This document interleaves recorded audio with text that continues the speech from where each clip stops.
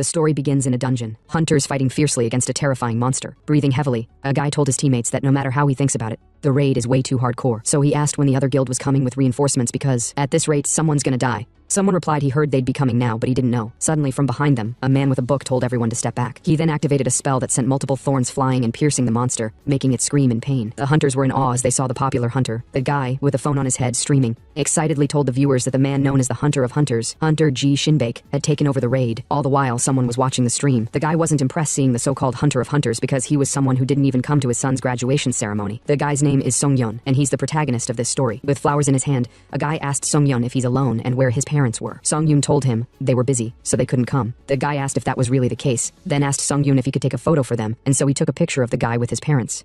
That's right, Songyun's dad is always busy, and his mom is looking after his sister, who's been in a coma for the past 12 years. As he got into the room, he took a pause, then asked his mom why she didn't come to his graduation. His mother apologized and told him he should know why. His sister's body would deteriorate if she didn't keep looking after her. Angered, he lashed out at his mom. It's just one day, and she didn't attend his graduation ceremony. Why does she only ever care about his sister? But then, someone came in and told him he was loud. He was shocked and went silent as he saw his dad, the hunter of all hunters, Ji Shinbake. He asked his dad how he came home so quickly. His dad, with bloodstains and a stern expression, asked Songyun why he was raising his voice at his mom despite being warned not to do so. Songyun, speechless, then rebellious, turned around to leave. His father asked where he was going. He replied loudly, to the training hall. His father told him, still, he had told him time without number that he couldn't become a hunter with such talent, so he should hurry up and give up on being a hunter. Songyun gritted his teeth angrily, then left. Sometime later at the training hall, Songyun was sparring with a guy, their swords clashing. The guy, whose name is Lee Ju-young, an active hunter and owner of the training hall, told Songyun that he's pretty intense today. Songyun didn't say anything, then went for another clash. He gritted his teeth, then immediately leaped backward, which surprised Ju-young. He then activated his spell and shot an iron chain imbued with mana at Ju-young, entangling his sword. He thought he had won, but Ju-young activated his energy and broke the chain with just a light swing of his sword, which Songyun never expected. Still surprised, Ju-young immediately went in for a counterattack and knocked Songyun down with his wooden sword. With a grin, he told Songyun his attacks would have worked this time if his chains weren't so damn weak. So how about him just not using his power? Songyun couldn't say anything but angrily gritted his teeth. A few minutes later, in Megi Diner, Ju-young and Songyun were eating.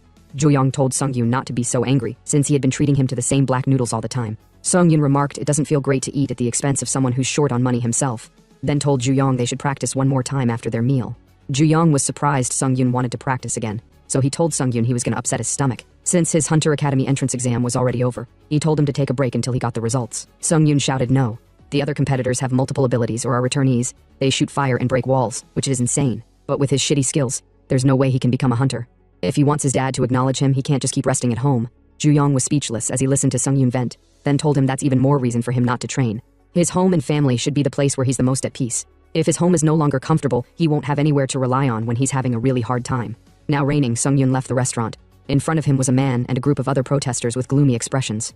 With a microphone, the man was saying vigorously that it's been 100 years since the monsters showed up and decades since monsters started entering their world, disguising themselves as humans who claimed to be returnees that came back from another world, and were deceiving them by saying Earth was their home.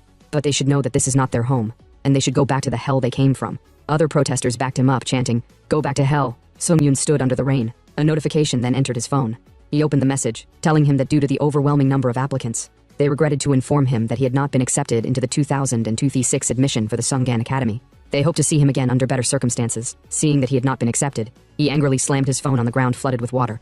He shouted at the protesters, saying, "This place is already hell, so where the hell do they want him to get lost to?" Minutes later, he calmed down, sitting under the rain, speechless. His phone with a broken edge rang. It was a call from his mom. He picked it up and was told shocking news. He got home and was surprised to see his sister awake. The doctors told them her situation was quite shocking. She'd been in a coma for 12 years, yet her condition was really good. His dad was in the room, while his mother was crying tears of joy. She then told Songyun to say hi to his senior sister. Fast forward a bit, Songyun got changed and showered. He was surprised when his mom told him to take turns with her in caring for his sister since she was feeling anxious, so as a family, they had to be by her side. Songyun disagreed, saying he had a lot to do as well. Just because he graduated didn't mean he suddenly had free time. But still, she told him they were still siblings. Songyun lashed out, saying he didn't even remember ever talking to her. His father told him to watch his mouth, but he lashed out at his father, saying his father was not in a position to tell him to watch his mouth since he had never said good things with his mouth. His sister clenched her fist. With tears in her eyes, she told them to stop. She didn't like the way they were arguing. Songyun was speechless and couldn't say anything. After that, he started spending about 3 days a week at the hospital. His mom seemed to want him to get closer to his senior sister while spending more time with her. But even after that day, he didn't stop training. But he knew training wouldn't make a difference, so he went back to the hospital. He was surprised as he saw the window open, and his sister wasn't in the room. After looking for her for a while, he found her sitting on a bench, thinking. He appeared behind her, which scared her. He told her he had been looking for her everywhere. Why did she just leave without telling him? Flustered, she apologized, saying the room felt suffocating, then asked him if she could stay there for a bit. Sung-yoon couldn't refuse her request, then sat with her while pressing his phone. There was an awkward silence between them. She broke the silence by asking Sung-yoon if he hated her. Sung-yoon wasn't expecting such a question. He asked why she would ask something like that out of the blue. She told him he just seemed scarier now and that he was more like their dad. But she remembered he used to be cuter. Sung-yoon remarked that was him when he was 5 years old. He didn't even remember back then. She told him that was true. Their mom and dad were older now. All her friends had even changed their numbers. And she couldn't even go to school. With tears dripping down her cheeks, she told him it suddenly felt like she was alone in this world. Sung-yoon looked at her, speechless, since he was a typical example of someone who was alone. He asked her what kind of nonsense she was talking about. She had their mom, dad, and him. So how was she alone? She could always make new friends. Just because she couldn't go to school didn't mean she couldn't make friends. He took a pause, surprised as he got enlightened by his own words. He said to himself that going to the academy wasn't the only way to become a hunter. Even Ju-young said he never went to school, so it was too early to give up. She thanked him, then told him they should go back. Thinking about it, Sung-yoon asked her how she got there without a wheelchair. But to his surprise, he saw her floating mid-air. He asked how she did that. Surprised by the question, she told him that while she was asleep, she went to the fairy realm, and she learned it over there. Sung-yoon immediately recalled the words of the protesters he met earlier, and his father telling him he couldn't become a hunter with that kind of talent. He was still shocked even as his sister left, going back to the time when they both were still children. In the playground, their mother was surprised to see them both covered in dirt. Sung-yoon told her they were playing in dirt. His sister also confidently told their mother they did play in dirt, and so their mother carried them home to wash up. Everyone thinks a day like today will happen again tomorrow. However, for anyone, the future is uncharted territory. The happy and childish moments they all spent together as a family were all in the past, when all they could think about was food and what play they should play tomorrow. But one particular night, when she closed her eyes to sleep, a fairy appeared in her dream. She happily told her she had been chosen by their world, so would she like to go and save the world with her? Her eyes glowed with excitement. After that, she spent 6 months in the fairy world before coming back. However, when she returned to her original world, 12 years had passed. As she sat on the bed with some symbols on her eyes and her hair looking weird, her mother was beside her. In front of her were some people in suits. The leader told her mom that he's sure his daughter is indeed a returnee. The bracelets he gave her were supposed to seal the abilities of awakeners, but as she could see, they did not affect a returnee. He then asked So-hyun what the fairies did in the world she went to. She replied, the fairies told her a few things. What she shouldn't do in the fairy world, how to use magic, the knowledge needed to survive, and how to survive the queen. The man, surprised, asked what she meant by the queen. She told him the queen was an extremely bad person, so they said that if she could give the queen a good scolding, she could go home. With a death stare, he asked her if she returned after killing the queen. Flustered, she replied no. She ended up talking to the queen and resolving it. She didn't have any dangerous magic on her. But still, the man told her a returnee's ability is dangerous. All returnees are strong individuals who have saved the other world and returned. In other words, he told her she had a power that exceeded that of an S-class hunter. Moreover, no matter how safe her ability was, the nature of it also changed with her return. Therefore, they hoped her parents could keep her in check, so that she wouldn't use her abilities from now on, and tomorrow a hunter from the bureau would come and watch her. All the while, Sung-yoon was listening from outside. He left as his sister saw him. He recalled the time when his ability was evaluated to be F rank, though his physical abilities were certainly up to par. However, he was not suitable for fighting monsters since the strength and durability of his chain ability were weaker than that of an actual chain, and there were no special abilities embedded within the chain, making its performance inferior to an actual chain. Now, he sat on a chair, speechless and lost in thought. His sister followed him, back to her normal state. With a hearty smile, she asked if he was surprised. If that's the case, there's no need for him to be scared. She's serious. Nothing has changed from the past. Sung-yoon told her to go away. She asked what he meant. He told her again to go away. He wanted to be alone. Surprised, she then worriedly asked why, or if it was because she was a returnee, but Sung-yoon shouted vigorously for her to just go away, leaving her stunned. He stood up and then left. While outside, he recalled her expression. So he wondered what the hell he was doing now. He was so pathetic. On his way, he saw people gathering, so he wondered what was going on and why people were crowding around. To his surprise, he saw his dad at the center of the crowd. Back at the hospital, So-hyun sat, looking out the window with a sad expression. The cute brother she knew in the past was different from the one she was seeing now.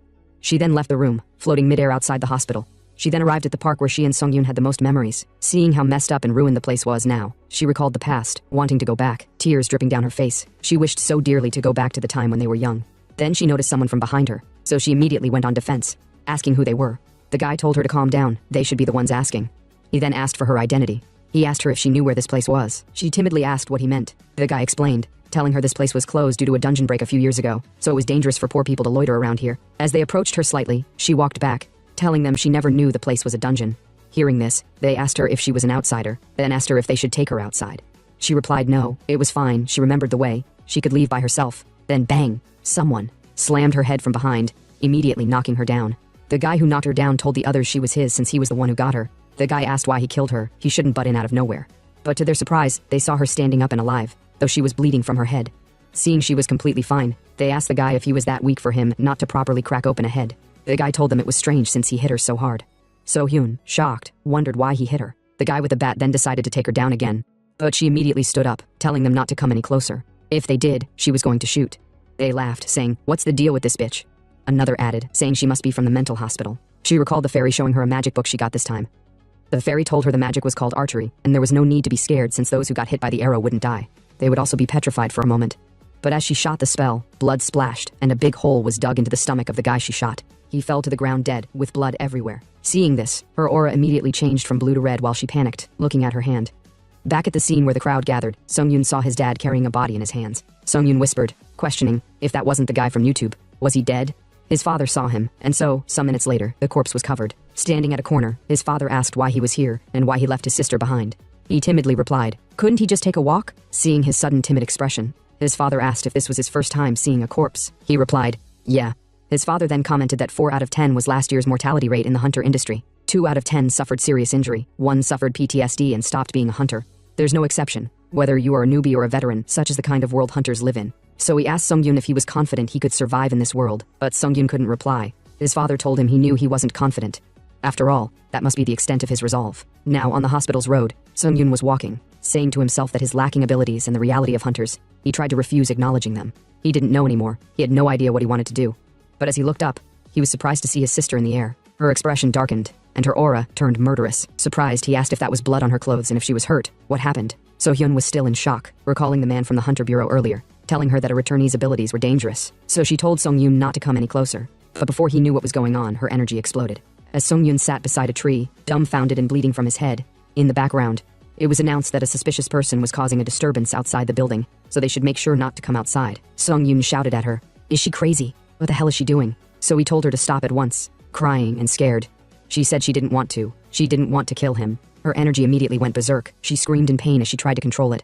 Hearing the announcement, the police were called, and everyone was told to stay calm inside the building. Sung-yoon became worried since his sister was indiscriminately using her abilities on the street, and such acts called for immediate execution on site. Panic-driven, he wondered what he should do. He decided to alert his dad, but he deemed it not the best choice since the police were faster than his dad. He paused, doubting himself. He looked at the blood on his hand, realizing that he couldn't defeat his sister. So he decided to run away since her actions weren't his fault. But as he was about to leave, his younger self appeared in front of him. Then he heard his sister, crying and scared, saying she hated everything now. She didn't want to do this anymore. Sung-yoon then shouted out to her. He charged forward under her attack with his activated chain. He shouted, telling her to get herself together if she could hear him. Sung-yoon recalled his father's words. He knew that risking his life to save others was what a hunter did, so he shouted out to his sister not to be flustered. He told her there were times when abilities ran wild because of confusion, but if she calmed down, things would be okay. Hearing his words, she wondered why he was going this far for her. But then the fairy appeared in her subconscious, held her hands, and told her to get herself together since she was the hero who saved their world. She disagreed, saying she was only an adult physically. She had no friends, and she was dangerous.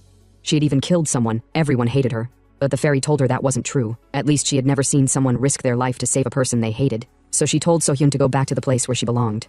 She finally calmed down as Sung-yoon hugged her tightly. At the same time, they were surrounded by police. She cried out loudly, just like a baby, which she was. Sung-yoon, seeing his younger self, closed his eyes as he believed he could become a better hunter. As they were surrounded by police, a man arrived at the scene. Surprised, he asked his secretary if she saw what Sung-yoon did. That incident, the one that happened that night, was eventually resolved by the police. They made it seem like a small disturbance, not even reported on the news, and downplayed it even further. Just then, the warden approached and told So-yoon that it was visitation time. As she walked alongside some men in suits, she found herself thinking about the day the police came to arrest her. Her mother had cried so much, and So-hyun wondered what she should say, assuming it was her mother visiting. But when she looked up at her visitor, she was shocked. It was her father, Mr. Gi. Sometime later, they sat down for a conversation. So-hyun was too scared to speak at first, but eventually whispered that she was sorry for what happened and everything that followed. However, Mr. Gi told her that he was there to bail her out today. So-hyun was stunned. She had assumed she would rot in prison for life. After all, she had killed someone. But Mr. Gi asked if she remembered the woman her mother brought the other day. That woman was an ability user he had hired, someone who could read memories. She had examined the memories of that night's incident and discovered the truth. So-hyun didn't attack first. Mr. Gi explained that those people had assaulted her first, and she had only used force to protect herself. By law, it was an entirely justified reaction, meaning she couldn't be prosecuted. So-hyun sat frozen, unable to believe what she was hearing. Her father reassured her that this meant she was being released because she hasn't done anything wrong. But she hesitated. saying that someone had died because of her, she had killed someone. Mr. G then revealed the truth. The person she shot hadn't died. So-hyun was in disbelief. How is that possible, she asked. Back then, the trajectory of her arrow had blasted through the man's waist, leaving a hole in his stomach. How could he still be alive? Her father explained that there were many ability users who could treat severe injuries like that, and the boy was likely doing fine by now. He reassured her that she hadn't killed anyone that day, and told her not to torment herself any further. Tears welled up in So-hyun's eyes, and she began crying in relief. She could barely process everything, overwhelmed with emotion. Sometime later, after their conversation ended, a woman in glasses approached Mr. Gi and asked if he was finished talking. When he confirmed, she informed him that they couldn't cover all the damage to the hospital, so he would have to pay a fine. Mr. G sighed in relief. At least it ended with just that, he said, thanking her. She told him not to mention it since they all owed him for the things he had done for them in the past. Then, with a serious expression, she asked if his daughter would be okay when she eventually found out the truth, that the person she fought with had actually died. Mr. Gi's expression darkened. We'll have to hope she's more mentally stable by the time she finds out, he said. But for now, they must keep it a secret from her. The woman then recalled something important and handed Mr. Gi a file. She told him to take it and read the contents. Mr. G frowned, wondering what it was. But as he read the court documents inside, his expression twisted in anger. He slammed the file down, shouting, "Who sent this?" Elsewhere, a man was busy chewing on snacks like someone who hadn't eaten in years. Meanwhile, Sung-yoon was training. It was surprising. Someone who was already been discharged from the hospital not long ago. Despite just recovering, he was determined to improve his chain summoning skill. He tested his ability on empty cans, sending his chains flying and slicing them into pieces. Just then, the man munching on snacks sighed as he watched Sung-yoon training. Now irritated, Sung-yoon turned to him. "What in the world is that guy doing?" he muttered. His friend beside him shrugged. "I have no idea either." Even after they cut off the guy's daily meal ticket, he had been doing that all day. The man continued snacking without a care. He told them not to mind him. They should just do what they are doing, but Sung-yoon finally lost his patience. He told the Ajusi to get rid of those snacks. He can't focus with him munching all day. The man looked up, unfazed. "Huh? You can't focus because of me?" "Yes," Sung-yoon replied. The man smirked. "So what? Is he gonna say the same thing during real combat? Situations like this are bound to happen. If he gets bothered by this much and can't focus during a fight, then he lacks training." Sung-yoon was surprised and asked if the man knew him or something. Why was he picking a fight right from the start? And how would he know how much he had practiced? In an instant, the man sprinted behind Sung-yoon and said he understood. He acknowledged the boy's physical abilities and his sense, but his proficiency was terrible. Sung-yoon was both surprised and stunned. He didn't even notice the man's presence. When did he get behind him? The man then explained that Sung-yoon created those chains using his energy, which meant he had no choice but to keep consuming energy to manipulate them. However, he used too much strength in each of his actions, which made him imprecise. The man activated his own power and said that professionals don't use excessive energy when executing their skills. He pulled out 4 chips from his bag and said, "Just like this. This is how to use your power efficiently." Then bang! He threw the chips and they shattered the cans. Sung-yoon was shocked, even his friend was stunned. What an incredible skill. The snacks remained intact, despite hitting a metallic can. Could this guy be a professional? Or an S-rank hunter? The man then told Sung-yoon there was one more thing. He said Sung-yoon didn't even know his true power yet. He brought out a tool, explaining that it was used to summon returnees. He told Ji-hyung to try bringing it close to his chains. The moment he did, a bright light emanated from them. Just as he thought, the man said. He asked if Sung-yoon remembered what happened back at the hospital. Back then, he was there, he saw everything. The moment Sung-yoon's hands touched his sister, her powers were extinguished. In other words, Sung-yoon possessed an unprecedented ability, the power to seal a returnee's abilities. That's the power of his chains, the man stated. He then told Sung-yoon that simply swinging them aimlessly didn't count as real effort. True effort was about knowing the right approach and understanding one's potential. Sung-yoon was shocked and asked, "Who exactly are you?" The man replied that he's Chae Ji-hyung, a hunter and a professor at Songhan Hunter Academy. And today, he's here to recruit Sung-yoon. Sung-yoon was stunned. Songhan Hunter Academy? But he had already failed the admission test. Ji-hyung told him not to worry about it, since he had the authority to recommend students. Sung-yoon's ability alone was enough to qualify him. "So, make your decision," he said. "Do you want to join the academy?" Sung-yoon didn't hesitate. He exclaimed, "Yes, he want to go to the Hunter Academy." Ji-hyung smiled. All right, he made the right choice. He then handed Ji-hyung a file and told him, "Welcome to Seonghan Academy." Suddenly, he sensed something approaching. In a split second, he blocked it, swiftly hiding the documents. The person who attacked turned out to be Sung-yoon's father. Mr. Gi, blazing with aura and rage, he demanded, "Explain yourself. What is Ji-hyung scheming by recruiting his son into the Hunter Academy?" But Ji-hyung glanced at Mr. Gi. "Long time no see. You get more wrinkles every time I see you." He then casually advised Mr. Gi to come to the reunions once in a while. At this rate, he'll forget what he looks like. Mr. Gi didn't waver, but told him not to change the subject. "Answer me. What the hell is this about?" Seeing the tense exchange, Sung-yoon wondered if his father knew who Ji-hyung was. Ji-hyung simply shrugged. He just sent out 2 recommendation letters, that's all. One to Ji So-hyun, a returnee with an ability comparable to an S-rank, and another to Sung-yoon, who has an unprecedented ability. And they are both Mr. Gi's children. But Mr. Gi objected. No. His daughter So-hyun is still an elementary student. She can't adjust to an Hunter Academy. Ji-hyung yelled. Isn't that a good thing he brought it up? You must have heard about it too. So-hyun is a ticking time bomb, and she needed to learn properly at a school with experts who could teach her how to control her powers. But Mr. G firmly refused. He said he was more than capable of training his daughter himself. Besides, Sung-hyun, his son, had no talent whatsoever. He insisted that Sung-hyun must have realized by now that reckless determination only led to death. Sung-hyun looked down, his face filled with disappointment. But suddenly, Ji-hyung spoke up. You're wrong. He saw it with his own eyes. Sung-hyun has what it takes to be a hunter. He threw himself in to save his sister. He has the bravery required. Mr. G scoffed. That's not bravery, that's reckless boldness. He then turned to Sung-hyun. At that moment, did he know exactly what his sister's abilities were? Was he certain about how to subdue her when he charged in? Sung-hyun hesitated before replying. No, he didn't. But without him, his younger sister would have died. But Mr. G continued and said that he's just focusing on the result. He happened to succeed by chance, but that doesn't mean it was something special. He asked if Sung-hyun plans on gambling with his luck every time he fight. That's the fastest way to get himself killed. Then he turned to Ji-hyung. You're just stringing my son along because you know nothing. A recommendation won't grant him special treatment. Even if he enters the academy, he'll only be left behind and crushed by the competition. Ji-hyung frowned.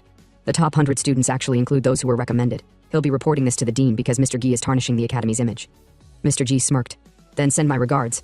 As they argued, Sung-hyun wondered why his father was like this. Just once, couldn't his father acknowledge him? Couldn't he say, you saved your little sister? Was that so difficult? His frustration boiled over, and he clenched his fists in anger. Why won't anybody acknowledge anything he do? Just as he was about to snap, his friend held his hand, calming him down.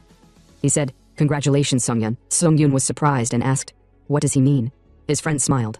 A professor from Songhan Hunter Academy acknowledged you, didn't they? That means he's closer to his dream now. Don't overthink this, his friend continued. Just keep walking the path you believe in. I trust you, and I trust the path you've chosen. It doesn't matter which one it is, even the one he've walked all this time. He said that Sung-hyun don't need someone else's approval, especially from someone who knows nothing about him. Hearing this, Mr. Gi's expression darkened. Now he understand. He said he could see why his son is so obsessed with becoming a hunter. His gaze landed on Sung-hyun's friend. So it was you. You're the one who filled his head with false hope. With a bang, Mr. Gi unleashed his aura. The sheer force sent Sung-hyun's friend staggering back, but Sung-hyun quickly stepped in before things escalated. Thanks, he said, looking at his friend. Thanks for standing up for me. Thanks to you, I'm back to my senses. At first, he'd only wanted to be like his father. He wanted his father to acknowledge him, to prove that he could be better. He only used to think about pathetic things like that. But that day at the hospital had been different. At that moment, he wasn't pathetic at all. With a serious expression, Sung-hyun clenched his fists. He's ready now, he declared. He will become a hunter, even if it means fighting his dad right here, right now. Mr. G's eyes blazed red as he stared at him. So, words aren't enough to get through to his son. He stretched out his hand toward Sung-hyun. Seeing this, Sung-hyun froze. He thought he was in trouble, that his father would strike him down. But instead, Mr. G patted his shoulder. Give it a shot then. Sung-hyun's mind went blank. What? His father wasn't stopping him? He had fully expected a fight. Mr. Githan told him that once he go to Songhan Hunter Academy, he'll realize this isn't the path he should be walking. Then he continued. But he have two conditions. If Sung-hyun fail either of them, he'll drag him back home. Sung-hyun asked, What are they?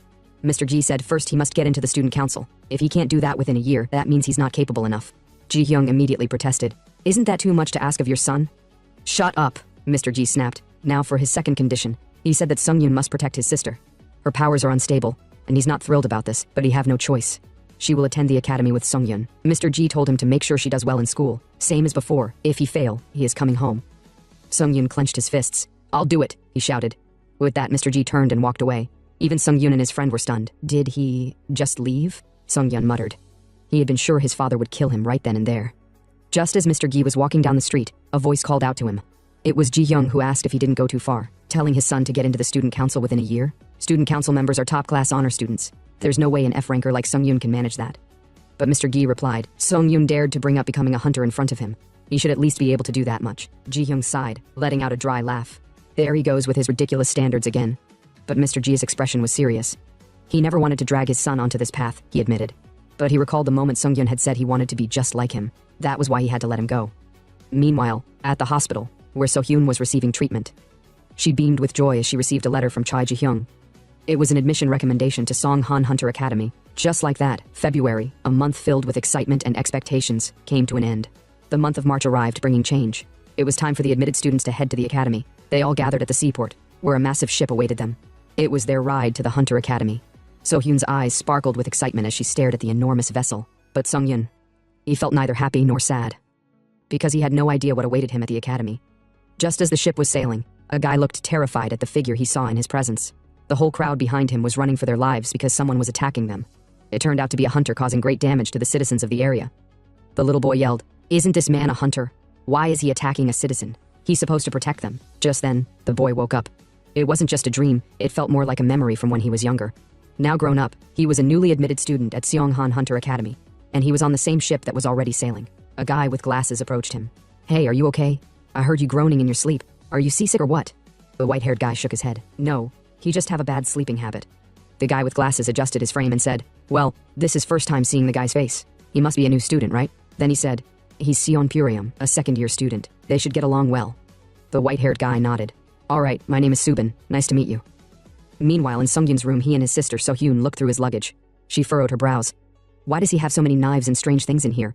Sungyun smirked. He swiped a few useful ones from their dad's drawer. Hearing that, Sohyun gasped. "What? What if their dad gets mad and wants them back?" Sungyun chuckled. "What does she take their father for? There's no way he'd get pissed off over a few little things." Sohyun glanced out the window and said she's going to check things out a bit. But Sungyun frowned. "What? Is she going alone? She'll get lost." He told her to just wait for him and they'll go together. She waved him off, saying she'll be fine. Their room is 105 after all. She won't forget. Sungyun then asked what if some strange person does something bad to her. Sohyun replied, "Then she'll just call him," and with that she left. Sungyun sighed and said seriously, "It's like he's raising a kid." He exhaled deeply, knowing that what they did from now on was important, especially in the academy. Outside the ship, a guy leaned against the railing, then muttered that a new school term means a series of new encounters. If he befriend capable students, his school life gets easier. Eventually, those friendships turn into useful connections. But then, his aura shifted, and he scoffed. Only a rookie would think like that. He turned his gaze toward Purium and said, "From what I see, you're a rookie." Purium frowned and asked what is he trying to say. The guy smirked. "Getting close to a new student is fine, but next time try bringing a female student instead." Purium was horrified. "Shh, this damn womanizer." The guy sighed and told him to try finding a date this semester. He's already in second year. How long is he going to keep acting like a loser? Purium ignored him and turned to Subin and said, "That guy is Woojin. This is just how he is, a damn womanizer." Subin chuckled, not minding it. Purium then told Woojin, "Go find yourself a girl instead of asking me to do it for you." Woojin groaned, saying that he'd been scouting for a girlfriend all this time, but he can't find any. Just then, he noticed a girl from a distance feeding seagulls. The girl turned out to be Sohyun. She tossed some food to the birds, but they kept avoiding it. She wondered why did they keep ignoring her. As her bag of chips slipped from her hands, Woojin reacted instantly, catching it before it fell. Sohyun blinked in surprise. "Wow, he's fast, thanks." Upon hearing a compliment from a girl, Woojin stood frozen, his mind blank. It had been ages since he'd heard such words. Sohyun tilted her head. What's wrong with you?" Woojin said that the snack didn't attract the seagulls, but it seemed to have attracted something else, him. Seeing this, Sohyun was surprised, terrified, and petrified at the same time. She wondered what was up with this guy. Woojin then asked if she was a new student and what her department was. From a distance, Subin wondered if everything was going well with Woojin back there, but Purium said he couldn't see clearly. However, since the girl wasn't running away, it might be going better than last time for Woojin. Still, Subin could tell that whoever Woojin was talking to was terrified, though he didn't think she could run away since they were on a ship. Subin then asked Purium what he meant when he said Woojin was in his second year. Purium explained that Woojin entered last year, but he was still a freshman, just like Subin. Woojin had failed. Seonghan Hunter Academy was merciless about failing grades. Many students had failed in this batch, and some had even been expelled, forced to pay hefty tuition fees to get re-enrolled. It seemed like everyone had a lot of money. Subin clenched his teeth in anger as he recalled the hunter who had killed his parents when he was younger. Then, he muttered that he wasn't sure every hunter had good qualifications. Meanwhile, from a distance, Purium noticed Woojin leaving with a girl and wondered where they were going. He then told Subin they should follow them. At room 105, Songyun's room, a knock sounded. Annoyed, Songyun wondered what it was this time. When he opened the door, Sohyun entered, trembling. She quickly claimed that some strange person was harassing her. Woojin was shocked. "What? How the hell did he harass her?" he asked, realizing that all those expressions he had tried to make hadn't paid off at all. Sohyun continued, saying that the strange guy had asked if she has a boyfriend, and then suddenly started touching her. But in reality, Woojin had only given her a handshake and nothing more. Just outside the room, Purium and Subin wondered where Woojin had gone. Didn't he just enter this room? Just then, the door swung open, and Woojin was sent flying out from a kick. Woojin, sprawled on the floor, called out, "Wait a minute, we can talk about this, my friend." But Sungyun was about to land a punch and said, "This is my way of talking, you son of a bitch." Purium quickly intervened, urging him to stop. "Please stop, what has Woojin done this time?" But Woojin insisted he hadn't done anything wrong. Sometime later, after Woojin managed to get up, Songyun finally explained everything. Songyun revealed that his little sister Sohyun had just woken up from a coma after 12 years, so she wasn't used to interacting with people. She could easily mistake simple gestures like a handshake for harassment. Purium, realizing this, muttered, "So she's just a kid if she's only just waking up from a coma." He then immediately hit Woojin and told him to apologize. Woojin sighed and said, "He's sorry." Songyun, however, shook his head. "No, it's all right." He's the one who's sorry for hitting Woojin all of a sudden. So-hyun also apologized, explaining that she had just found the conversation with him awkward. Purium then asked, by the way, Sung-hyun is 17, right? Then he's the same age as Subin next to him. Subin confirmed, yeah, that's true, let's get along. He then introduced himself. After that, they left the room to get some fresh air. Purium asked if Sung-hyun is in the hunter department. Sung-hyun replied, yeah. Purium then asked if he had a hunter he liked, but Sung-hyun replied, not particularly. Since his dad is one, he's been influenced a bit. Purium paused. Huh? Is that so? Then suddenly, something struck him. Wait, your last name is Gi, right? By any chance he asked if Sung-hyun knew Hunter Gi Shinbaek. Hearing this, Subin froze. That name, it was the exact hunter who had killed his parents when he was younger and had massacred his village. Sung-hyun replied, yeah, he know who Gi Shinbaek is, because Gi Shinbaek is his father. Purium and Woojin were stunned. They asked if it was really true because Mr. Gi Shinbaek was actually one of the strongest hunters in the country. They even admitted to being fans of him. It was shocking to realize that Sung-hyun was his son. But Subin wasn't having any of it. Stunned and furious, he couldn't believe it. The hunter Gi Shinbaek who had killed his parents, Sung-hyun was his son. Purium said that Sung-hyun's father was his role model. He had also dreamed of becoming a hunter when he was young. Sung-hyun was surprised and asked if Purium wasn't in the hunter department. Purium replied no. He was in the magical engineering department and only an E rank, so he had no chance of entering the hunter department. Hearing this, Sung-hyun thought to himself, well, I'm also an E rank, but he don't need to tell them that. He should just stay calm and keep his cool. Just then, So-hyun smiled and told everyone that her brother had been accepted into the hunter department, even though he was only an F rank. They were all shocked, including Sung-hyun. Purium exclaimed, what? How? How is that possible? But Sung-hyun couldn't explain. So-hyun continued blurting out the secret, saying they were recommended for admission. In a panic, Sung-hyun quickly held her head, shaking it gently, and asked, didn't I tell you not to tell anyone about the recommended admission? So-hyun quickly apologized, saying she was sorry, she hadn't realized. Trying to keep his cool, Sung-hyun turned to Purium and said, even if you're an E rank, you can still become a hunter as long as you work hard. After all, he somehow managed to end up in the hunter department too, so anyone can do it. Hearing this, Purium sighed in relief and thanked him for the motivation. After the short chat, they all went about their own activities. Some played games while Woojin, as usual, was busy flirting with girls. Sung-hyun walked aimlessly around the ship, sighed, and muttered to himself that he was bored. Soon he noticed Subin looking gloomy as he stared out at the sea. Approaching him, Sung-hyun asked if he was seasick. Subin replied yes, although it was a lie. He was actually still angry that the man who killed his sister was Sung-hyun's father. Subin turned to Sung-hyun and asked, why are you trying to become a hunter? Sung-hyun replied that, as he had said earlier, it was because of his father. Subin shook his head. No, not that. He's asking about his belief. What kind of mindset does he have to want to be a hunter? Sung-hyun scratched his head and said he wasn't sure. From a young age, he had just always wanted to become a hunter. He had never really thought about why. Subin said that when he watched the news, he saw people becoming hunters so lightly, just to earn money and get famous. Hunters like that existed. But they didn't realize the heavy responsibilities that came with the benefits. That was why he hated hunters. Sung-hyun then asked, then why did you become a hunter? Subin replied that he wanted to become the kind of hunter who could save everyone. That brought him to his main point. He told Sung-hyun not to come to the Hunter Academy. He should quit before even entering. Sung-hyun was stunned, unable to comprehend what he had just heard. What do you mean? What are you trying to say? He asked. Subin told him to stop motivating others, to stop saying they could make it if they worked hard, even if they were E rank. When an ordinary person awakens an ability, it's sheer luck. A rank once determined doesn't change. Moreover, joining the academy requires enormous tuition fees. You need a solid family background. But someone like you, Subin said, has it easy because you have a rich father. That angered Sung-hyun. You've got a real nasty way of talking, he said. He explained that he ended up in the academy because his ability awakened late. But Subin cut him off, saying awakening had nothing to do with effort. If someone suddenly gained an ability, it only meant they had unknowingly possessed it all along. It's just luck, Subin continued, saying that everything works out if you work hard. Saying that to someone who gave up on their dreams after getting an E rank. That's bluffing. He said Sung-hyun had the same mental age as his little sister. Upon hearing this, Sung-hyun became furious as he called Subin a bastard and moved to punch him. But just as his fist neared Subin's face, the trajectory suddenly shifted mid-air. The punch missed. Sung-hyun was stunned. So-hyun and Purium approached, wondering what was happening between them. But Subin let out a fake laugh, saying Sung-hyun had just fallen over and was fine. So-hyun chuckled that her little brother is so clumsy.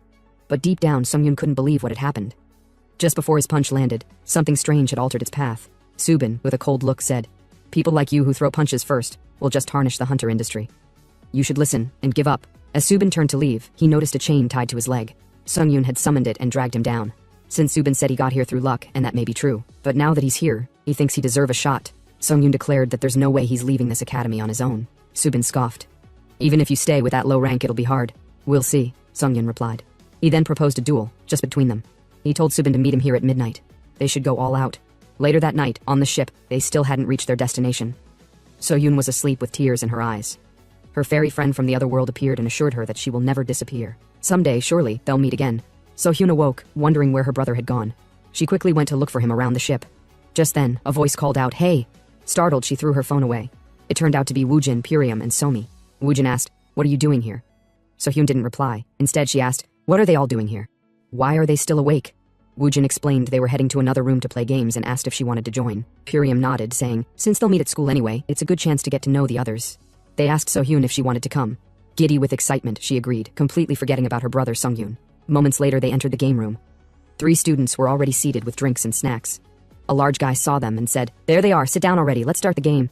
My camera then panned to a pink-haired girl. As Woojin saw her, he froze. She seemed to be his ex, turned around and muttered to himself that something was wrong. Frowning, he thought, they didn't tell him she'd be here. He wouldn't have come. But as they talked, they noticed So-hyun already seated, admiring the snacks in the game. She exclaimed, "There are so many snacks. Can I eat these?" They told her yes. Meanwhile, Woojin, already uncomfortable, tried to avoid the game, but now he was stuck. Mi-jun, the pink-haired girl, told Woojin to hurry up and sit down so they could start. Out of options, he sighed and sat down. "All right, I'm sitting," he said, patting So-hyun on the head. Curious, Mi-jun asked, "Who's the new girl?" Woojin replied that she's a new friend he've grown close to. So-hyun raised her hand and greeted everyone. Mi-jun let out a dry smile and greeted her back. After a short pause, Purium looked at So-hyun and asked, "By the way, where did Sung-hyun go?" So-hyun replied that she didn't know. When she woke up, she couldn't see her brother in the room. Hearing this, Purium said to himself that he also noticed that Subin was missing from their room. He wondered what was going on. He recalled back in the day when Sung-hyun had fallen in front of Subin. Something had felt odd back then too. He wondered if something was going on between those two. Outside the ship, it was raining heavily. Sung-hyun used an umbrella as he walked toward the place where they had planned to fight. He noticed Subin's outfit. Subin was wearing a raincoat. Sung-hyun wondered what the hell was with that outfit. Subin replied that it was a raincoat. Who didn't know that? Sung-hyun then asked if that was how he planned to fight, with a raincoat. Subin shot back, "Isn't it raining, you idiot? Can't you see that it's raining?" He then asked Sung-hyun why he was using an umbrella to fight, pointing out that he wouldn't be able to use it once the fight started. But Sung-hyun replied that he was trying to avoid getting wet as much as possible. They both glared at each other. Subin thought to himself, "Is this guy stupid or what? Using an umbrella to fight." Meanwhile, Sung-hyun also thought, "Is this son of a bitch an idiot? A raincoat?" Without wasting time, they both began using their skills. The duel was on. Subin revealed that his ability was the spirit of water. Since it was raining and the area was surrounded by the sea, his power was at its strongest. Even though he wasn't confident he could control his strength, he warned that Sung-hyun could die from their fight. Sung-hyun quickly threw away his umbrella, drew out his chain and said, "Aren't you the one who started this? Then let's go all out." Subin sighed and said, "Well, it can't be helped." In an instant, he activated his water spirits and splashed a barrage of water towards Sung-hyun, who managed to dodge. Without wasting time, Sung-hyun quickly threw his chain towards Subin. But Subin stared at it unfazed. Bang! Sung-hyun's chain shattered upon impact. Subin remarked that for an F rank the chain was impressive, but it was still weaker than an actual one. Sung-hyun was shocked. He couldn't understand what was going on. Subin began casting again and summoned more water. A barrage of water surged toward Sung-hyun, who dodged once more. Sung-hyun tried to counterattack, but his efforts were in vain, since Subin used his water spirit as a shield. Then, Subin mocked him. "Is that the only tactic you've got?" he asked. "Have you noticed? I haven't moved a single step. Do you get it now? You don't belong here. You should withdraw from the Hunter Academy." Looking at Sung-hyun, it became clear that most of his summon chains were breaking. But with a serious face, Sung-hyun told Subin, "You haven't moved a single step. That's why you didn't notice. There's a chain tied to your leg." Subin was surprised. He realized Sung-hyun had been tricking him all along. Knowing that Subin's spirit was water, Sung-hyun dragged him with the chain toward the ship's electric fence. Subin yelled, "You bastard!" and bang! He clashed with the electric fence and was electrocuted, collapsing to the ground. Sung-hyun recalled Subin previously asking why he used that same tactic. Sung-hyun replied, "That's because it's the only thing I know, you son of a bitch." Sung-hyun smiled and told him, "You were bluffing so hard earlier, but your rank isn't that high, is it? Otherwise, there's no way an F-ranker like me could beat you so badly." With a sudden change in aura and expression, Subin said, "You get it now. It's time to get serious." Bang! Multiple water elements began to surround him. Sung-hyun was shocked to see Subin could even summon multiple water spirits. Back in the room where they had been playing the game, a huge guy, whose name was still unknown, was startled. Something was going on. The rest were playing the game, and it turned out that Somi had summoned an SS-class mage. They all exclaimed in surprise. It was extremely rare to summon such a character. Somi smiled, and said she just got lucky. So-hyun was confused, and asked Purium what that meant. Purium asked her if it was her first time seeing a board game like this. So-hyun replied yes and asked if it was like Blue Marble. Purium explained that it wasn't exactly, it was a game for ability users. It analyzed powers to create characters accordingly. Now it was his turn. He placed his hand on the disc and told So-hyun to watch closely. The game began analyzing his ability. After a while, a Class B mage character was created. Purium explained that this was how one gets a character in the game. He told So-hyun that a few games like this existed for ability users, and were used for actual training. He handed her the disc and told her to try it since she was the 5th player. So-hyun held the disc for a while, but nothing happened. The silence was awkward. So-hyun wondered why those flashy colors didn't show for her. Purium said he didn't know either. Woojin was also surprised and said he'd never seen that happen before. Mijun then said maybe So-hyun's power was too low for the game to detect. Suddenly, the game informed them, Player 5's ability cannot be analyzed. Player 5 is estimated to be a returnee. Upon hearing this, everyone was shocked, even So-hyun. She was surprised the game knew she was a returnee. The system then announced that it would assign a hidden class at random to her. They were even more shocked. One of the players exclaimed, "A hidden class? I'm so jealous, I've never seen one before." But the huge guy said, "Forget that. Did the game just say So-hyun is a returnee?" Woojin, with a serious expression, asked So-hyun if what the game said was true. She was terrified because her identity as a returnee was a secret. She remembered that before they boarded the ship, the professor had told her to keep the fact she was a returnee secret. She had asked why, and the professor explained that returnees often came back from the other world with a lot of issues. So-hyun, for example, had lost 12 years of her life. Many returnees couldn't adapt to society and often committed crimes. Moreover, ability sealing devices didn't work on returnees, and their abilities often rivaled S-rankers. In essence, they were walking natural disasters. That's why returnees had a bad reputation. If those around her found out, they might judge her. Remembering all this, So-hyun began to tremble. She feared that the students she saw as friends would judge her. She stammered, unsure of what to say, but Woojin told her to come on and share her story. Mijun whispered, saying she went to another world, right? They wanted to hear what happened. Purium chimed in. He also wanted to hear. The others agreed, eager to know. Still confused, So-hyun asked if they were okay with it. Weren't they weirded out that she was a returnee?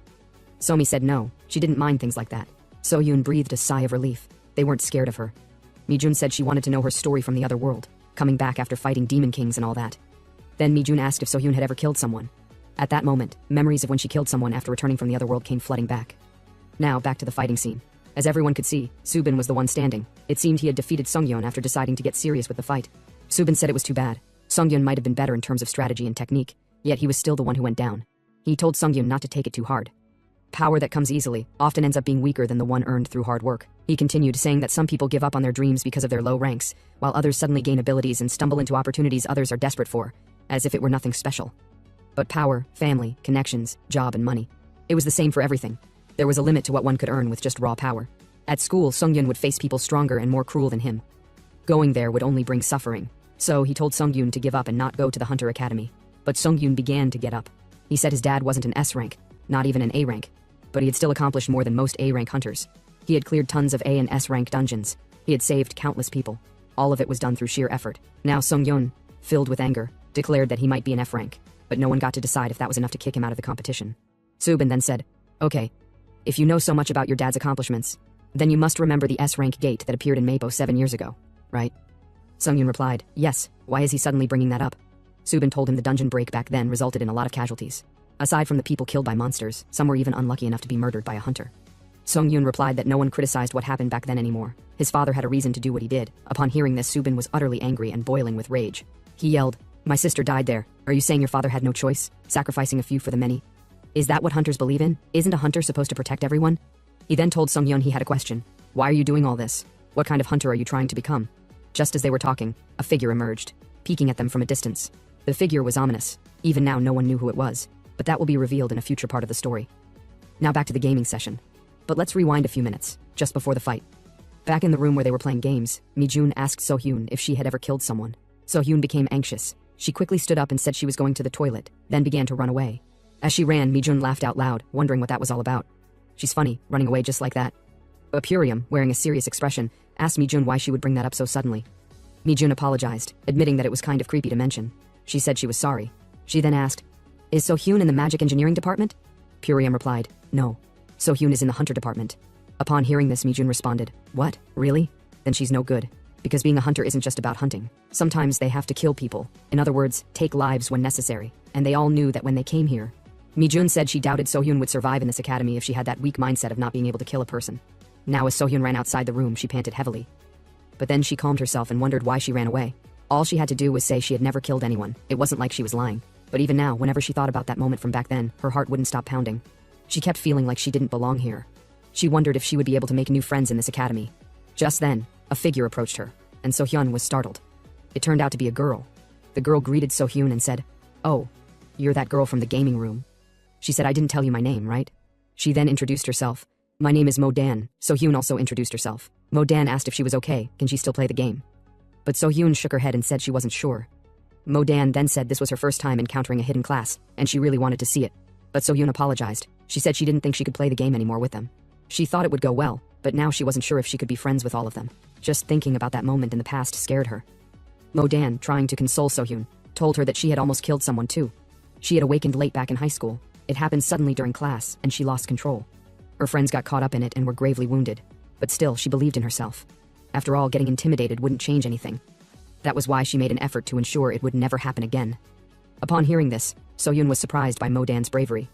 She then recalled a time when she was still in the other world, with her fairy friend. Back then, while walking through a particular mountain, So-Yoon had asked Sion, "Wasn't there a crying rock here before? How did you move it?" But Sion replied that she hadn't moved the rock, she just spoke to it, and it moved by itself. She explained that when the rock was crying, maybe from heartbreak, or rather rock break, she had shared her pain with it. And eventually, the rock cheered up and left that place. From that memory in the other world, So-Hyun remembered that even rocks, clouds, and people shared tears just the same. That was why they could all be friends. Back in the present, she told Mo-Dan that she was right. She couldn't keep having low self-esteem. She had to just do the right thing, make an effort so she wouldn't make a mistake like killing someone again. Mo-Dan smiled at her and said she'd explain everything, so they should go back and continue the game. But just then, they noticed a surge of water currents approaching them. They wondered what was happening. That was how they traced the direction of the water, and saw Subin and Sunghyun. The ominous figure that had been peeping at Subin and Sunghyun was both So-Hyun and Mo-Dan. Mo-Dan wondered what was going on. She asked if that was her brother and what they were doing outside at that time. That was when they heard everything that Subin said. He asked, "Do you remember the gate break that appeared in Mappo 7 years ago, right?" Sunghyun replied, "Yes, you remember." No one blames his father for what happened back then anymore. He had his reasons. Upon hearing this, Subin became furious. He yelled that his sister had died there, and that Sunghyun's father had killed her. So-Hyun was shocked. She couldn't believe her ears. She had heard everything he said, but Mo-Dan couldn't hear it properly and wondered what they were talking about. So-Hyun, thinking to herself, realized that their father killed Subin's older sister 7 years ago. Was that why Subin was angry now? Subin then asked Sunghyun what kind of hunter he was trying to become, but Sunghyun couldn't reply right away. Instead, he said, "Honestly, he've never thought deeply about what kind of hunter he want to be. He's just here because of personal admiration, and he's sure many people on this boat came here for the same reason. Some people just want to make friends. But no matter how pathetic the goal, if someone takes it seriously, that's all that matters." So he concluded that him and Subin are alike, they are the same. With anger, Subin responded coldly, "We are nothing alike." He began summoning more water spirits around him in anger. Seeing the impending danger, Sunghyun quickly ran toward Subin and pushed him. Bang! They both fell to the ground, yelling in pain. Just then, something mysterious happened. A huge thunderbolt appeared in the sky, but it didn't seem natural. Sunghyun stared at the direction it came from and lost focus. Subin took the opportunity to punch him away. As Subin stood up, he noticed his water spirit was fading. His power was failing and disappearing. He wondered what was happening, but this wasn't the time to think. Sunghyun was already approaching him again and landed a punch. Subin fell to the ground, feeling weaker. Then he noticed an item on his hand. He wondered, was this a power sealing tool? Did Sunghyun slip it on him at that moment, when they both fell? He wondered why a mere student would have such tool, but perhaps he had forgotten that Sunghyun's father was a top ranker in the country, and Sunghyun had taken a few useful things from his father's drawer before boarding the ship. Now as Subin lay on the ground, Sunghyun smiled and said, "I still managed to land a blow, you bastard." But Subin didn't want to be defeated like that. He stood up, about to punch back, even though he couldn't use his powers anymore. Watching the escalating chaos, Mo-Dan said, "This is brutal. They don't know what to do at this point." As the fight continued, Subin recalled the time when he was still a child, back during the dungeon break incident. After his sister died, he had found himself surrounded by corpses and blood. That day, he ran endlessly across the ruins. While running, he kept wondering to himself, why did this happen to him? What kind of causality threw him into this hell? The ground was soaked in blood, yet the stars in the sky continued to shine above, unaffected.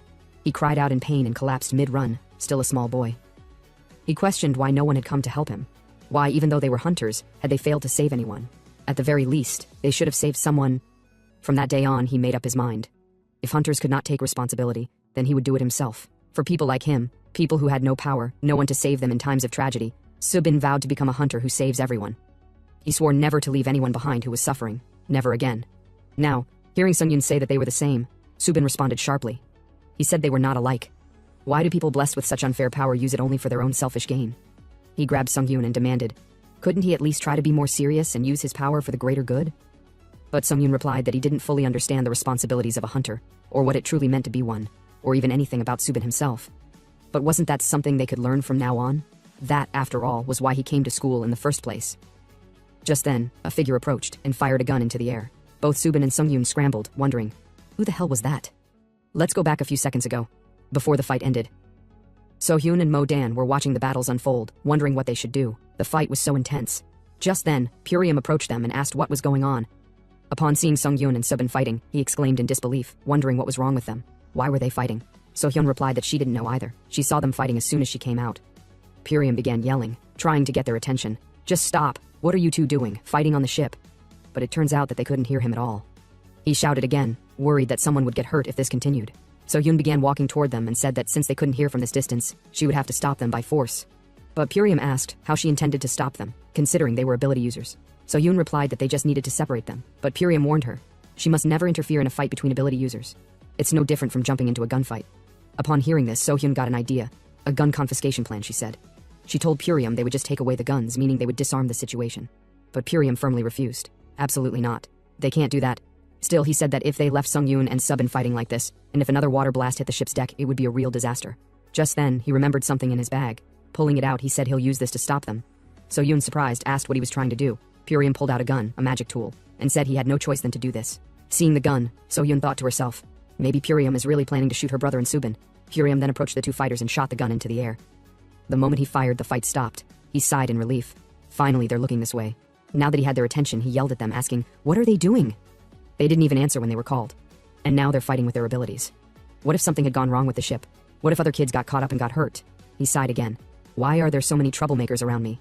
Just then, the professor appeared behind him. The professor leaned in and whispered, "Who gave you permission to carry a magic tool on the ship?" He reminded Purium that regardless of research, magic tools had been banned on campus since last semester. Then the professor smiled slightly and said, "All three of them will be disciplined." Upon hearing that, Sung-yoon muttered to himself, "Damn it, they're definitely screwed." The next morning, they arrived at the ship dock, at the destination of the Songgin school. As they unloaded their luggage to be assigned to their various dorms, Woojin sighed. "I lost. Even I, the great me, never got disciplined before a semester even started." Purium sighed and told Woojin, "To think I beat you with something like this. I'm so honored I feel like dropping out." Subin apologized to Purium, saying it was their fault he ended up like this. But Purium told him not to worry. It was fine. He used a magic tool too, so that was on him. In fact, that item was something a professor had asked him to bring in, so there would be some leniency. The professor would probably take most of the blame. Still, Purium said the real issue was both of them who were fighting. Whatever decision the professors made, it was going to be a hassle. Purium then said that they all should start heading to the dorms they've been assigned to. So-hyun was surprised and asked if he's not going to the same dorm with them. But Purium replied that it's different this time. Sung-yoon then explained to his sister, the Hunter School doesn't have just one dorm, big and small dorms are scattered all around the island. So-hyun exclaimed, "Then the school must be huge." She thought to herself, hopefully she won't be placed in the same dorm as that girl Mi-jun. Sung-yoon and So-hyun decided to check the name of the dorm they were heading to. It turned out to be Young Sog-gwan. Just then, they heard a loud thud. A bag had fallen to the ground. They looked in the direction of the noise and saw Subin staring at his phone, shocked. He had just realized he'd been assigned to the same dorm as Sung-hyun. Sung-hyun sighed. "Are they kidding me? Why him, of all people?" Just then, a lady stepped out of her car and smiled. "So, these are the ones assigned to her dorm." She introduced herself. Her name is Ando Young, their dorm supervisor. And the kids greeted her politely. Mo-dan then tapped So-hyun on the shoulder and said, since they're in the same dorm, they should get along well. So-hyun replied, "All right, she will do that." She was happy to have already made a new friend. The supervisor then told everyone to place their luggage in the trunk. She would give them a ride to the dorm. They all agreed cheerfully, except Sung-hyun and Subin. About 100 years ago, during a chaotic era when monsters devoured people and evil ability users rampaged across the world, one man had a vision, an idea to create an educational institution for ability users. A few years later, avoiding the eyes of the Japanese occupation, he secretly built a school on a remote island. That school was later known as Songgin Ability School, or as it's called in the modern day, the Hunter School. Now, nationality, age, and education qualifications don't matter. As long as you have ability, anyone can enroll in Korea's only ability user school. From its remote southern island location, it may seem like a countryside school in the middle of nowhere. But what makes it special is that the entire island serves as the school's campus. With high-quality training tools, diverse training grounds, a vast and rich information network, and infrastructure rivaling that of a major city, this massive scale is what makes such an institution possible. That's why every aspiring hunter dreams of entering this sanctuary of education. However, there is one girl who entered the school knowing nothing of its prestigious reputation. She is here now, having just arrived, and we all know her as So-hyun. Just then, Sung-yoon entered the room, calling out to his sister. He told her to hurry up and get ready or she'll be late for the entrance ceremony. So-hyun smiled back at him and said, "She's done already." So-hyun finally came out after what felt like 2 years of applying makeup. Sung-yoon saw her and casually said, "Oh, she's finally here." Then asked, "Where's the other guy?" So-hyun didn't understand the question. Which other guy is he talking about? That's when Mo-dan stepped in and mentioned Subin. According to her, Subin said he had to prepare for the entrance ceremony. Sung-yoon didn't get it. What's Subin preparing for? Mo-dan explained that Subin had a lot to do because he was this year's freshman representative. The scene then shifted to the ceremony. Subin, standing at the podium as the representative, began his pledge. He said, "I, Subin, representing the 2,625 new students, pledge to abide by the school rules and regulations." But even as he said it, Sungyun scoffed to himself. Abide by the regulations, my ass. This was the same guy who had been disciplined even before the ceremony started. And yet, he was the one making the pledge. Still, Sungyun figured there had to be a reason. If Subin was chosen as the freshman representative, that probably meant he was the top admitted student. That alone said a lot. And from that, Sungyun learned something, especially when thinking about the fight on the ship. If Subin hadn't had his powers sealed by that magic tool, if he had been even slightly more rational, then Sungyun would have been the one lying there defeated. And just like Sungyun's dad said before, if he wanted to survive here, he had to join the student council. This wasn't the time to be happy about getting admitted. There were still tough people ahead. Unlike his sister So-Yoon, she was cheerful just because she finally got to attend school again. She was already thinking about making friends. She told herself how glad she was that classes would start right after the ceremony. Since it was a hunter school, she assumed the lessons would be interesting. Or so she thought. But just then, the dormitory master showed up and told So-Yoon she needed to return to the dormitory. So-Yoon asked if something was wrong. The dorm master responded, asking if she had checked her schedule. So-Yoon said she hadn't seen anything like that. That's when the dorm master explained everything. Apparently, So-Yoon had entered the school without completing elementary school. So her schedule wasn't like the others. While the rest of the students would be taking mana-related classes, So-Yoon would be studying for an equivalency exam with the dorm master. So-Yoon was shocked. What's an equivalency exam? The answer, it was a regular academic exam. Korean, math, English, social studies, Korean history, basic subjects. So-Yoon immediately panicked. She yelled that she hated it, especially math. But it was too late. She was already inside the car, and the dorm master was driving her away without a care. As they left, Sung-Yoon told the dorm master to please take care of his older sister. She said not to worry and waved goodbye. Meanwhile, in Ginkgo Hall, students were seated at their desks. Each one had a sheet of paper in front of them. Sung-Yoon looked down. It was an exam. The subject was titled Hunter Ethics. He wondered what kind of ethics they would even learn in a place like this. Elsewhere, Subin checked his phone. Class was starting in 1 minute, but there was no sign of a professor. Woojin told him not to worry. The professor will come in exactly on time. And he was right. As soon as the clock hit 12, the doors burst open. Everyone turned to look. A man rolled in, on a scooter, hands in his pockets, casual posture. This was their lecturer. He introduced himself as Ajiwarajan, but I will call him Mr. Iwara. Japanese names are too long. So Mr. Iwara said he was glad to meet them all. Then immediately added that he hated this school. Actually, he hated most schools. Putting 40 people in one classroom and expecting them to learn the same thing was inefficient, especially when the students were ability users. According to him, ability users were all different. They had weird personalities or strong individual principles. In his own case, he cared about one thing: efficiency. Efficient work, efficient processing. Nothing else mattered. And since the lecturer was talking about efficiency, he decided to ask the class a question. He said most monsters could easily be handled by modern military power, yet only hunters are sent into dungeons to eliminate them. So he asked, why is that?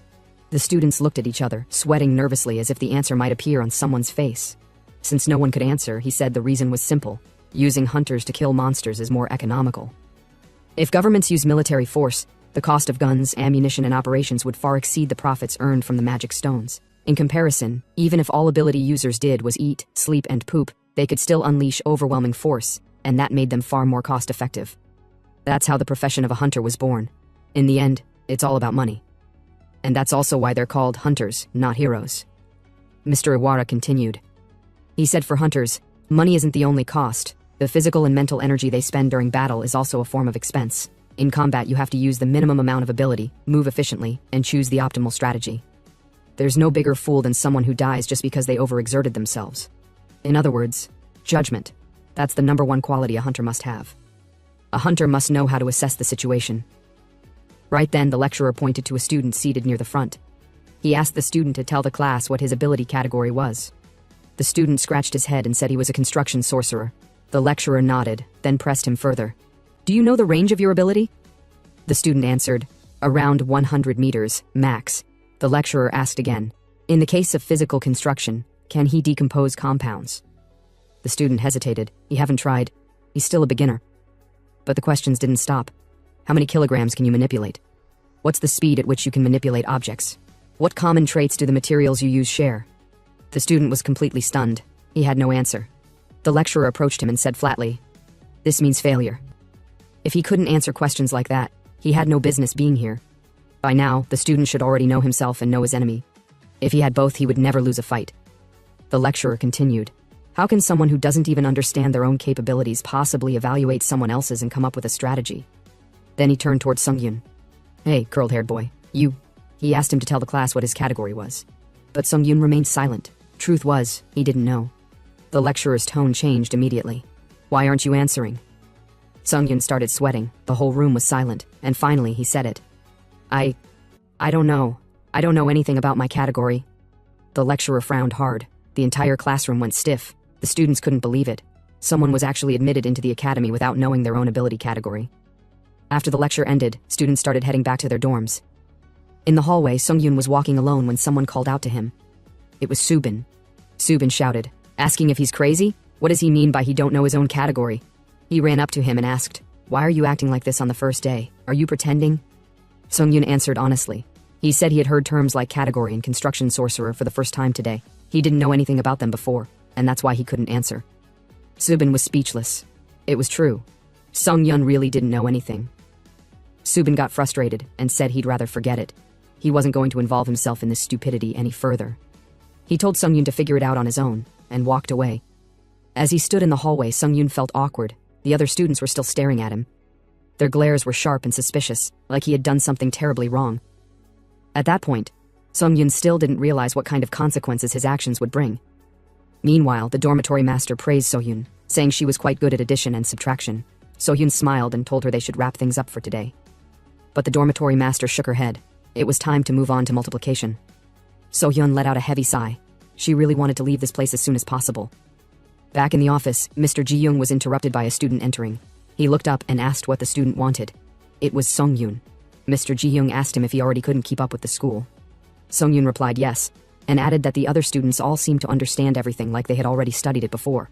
He explained that he had searched through countless internet sources and books, but couldn't find anything about the school's curriculum or its academic materials. Mr. Ji-young was surprised. Internet and books? He repeated. In an ability school? He then decided to ask Sungyun a question, just in case. Do you at least have an ability user license? Sungyun answered, no, he didn't have one yet. The moment he said that, Mr. Ji-young grabbed him by the shoulder and shouted, asking why he hadn't gotten one yet. He reminded Sungyun that even if he wasn't a hunter, any ability user must have a license. But Sungyun replied that he couldn't get one. Minors like him needed parental consent. Upon hearing that, Mr. Ji-young muttered to himself, so, Hunter Gishinbo was the one trying to prevent his children from becoming hunters. He had gone so far as to block them from obtaining licenses. How wicked is that man, he said to himself. Immediately, Mr. Ji-young picked up his phone. He remembered that Sohyun, Sungyun's sister, was a returnee. So, she must have a license. He called the dormitory master on the spot. While on the phone, he explained the situation and asked her to check if Sohyun had a hunter license. But Sohyun was just as confused as her brother. She didn't even know what a hunter license was. She said she had never heard of it before. The dormitory master relayed that back to Mr. Ji-young, and he was stunned. Then Sungyun quietly asked if there's any way he can still get a license once he become an adult. But Mr. Ji-young raised his voice. No, it's too late. He can't guarantee anything anymore. He demanded to know how Sungyun had been training if he didn't even know this basic information. Have you just been training by instinct? He asked. Sungyun said no. He explained that he had been doing physical training with Kim Woo. According to him, Kim Woo said it was difficult to teach him about his ability, so he never told him anything about the license. But Mr. Ji-young snapped again. That's not because Kim Woo didn't want to tell you. It's because he couldn't. Sungyun was confused. He asked why. Mr. Ji-young explained. Ability users around the world, once they receive their license, are automatically placed under a special binding. It's a contract-like system, a massive covenant tied together by the collective energy of all license holders. Because of that, they cannot reveal information about abilities to non-licensed individuals. It's a protective mechanism that's impossible to break. That's also why any information found on the internet or in the media is either inaccurate or barely scratches the surface. Sungyun asked why it was all so strictly controlled. Mr. Ji-young gave him the answer. It was because these abilities, by their very nature, are dangerous. Even the weakest ability user has the potential to kill an ordinary person, depending on how their powers are used. And unlike weapons, abilities can't be confiscated. They're invisible to regular people, and once awakened, they're permanent. If anyone could just pick up and wield this kind of power, society would collapse. That's why the system is in place, to protect public safety. After everything he just discovered, Mr. Ji-young muttered to himself again. Sungyun was definitely unusual. For him to train his abilities this far without even knowing proper hunter ethics, that was rare. And it reminded him. The reason he had recommended Sungyun for admission wasn't just because of his potential, but also because of his well-trained instincts. To have come this far under such unfavorable conditions was nothing short of remarkable. With a small, amazed smirk, Mr. Ji-young muttered to himself that he really did have an eye for talent. Then, he turned to Sung-yun and told him not to worry too much. There was still good news. Even without a license, enrolled students at the Hunter Academy received equivalent qualifications. He handed a small cube to Sung-yun and told him to take it. Sung-yun looked at it curiously. What is this? Mr. Ji-young explained that it was called a blue cube. With it, Sung-yun could access a secret network exclusive to ability users, containing the most advanced information about abilities. He said he would send Sung-yun a message later and instructed him to study everything organized within the cube. But he also gave a strict warning. Sung-yun must not let anyone know that he doesn't have a hunter license. And no one must find out he knows nothing about school ethics. Since this was a world-class, prestigious school, elitism around skill level was very real here, and since Sung-yun wanted to become a student council member, he needed to be extremely careful. Elsewhere, the dormitory master also had a session with So-hyun. She launched her computer and handed So-hyun a blue cube of her own. So-hyun accepted it and asked what it was used for. The dormitory master explained everything clearly. So-hyun then asked if she could use the cube to play games. The dormitory master smiled and said yes, technically she could, but that's not what the cube was for. She encouraged So-hyun to press anywhere on the cube to see what it could do. So-hyun tapped the surface, and instantly the cube lit up. A bright glow surged from it as the system confirmed. Student Ki So-hyun. Confirmed. A rush of information poured out, leaving So-hyun frozen in place, overwhelmed by the cube's advanced technology. The dormitory master explained that So-hyun could now ask the cube anything she was curious about.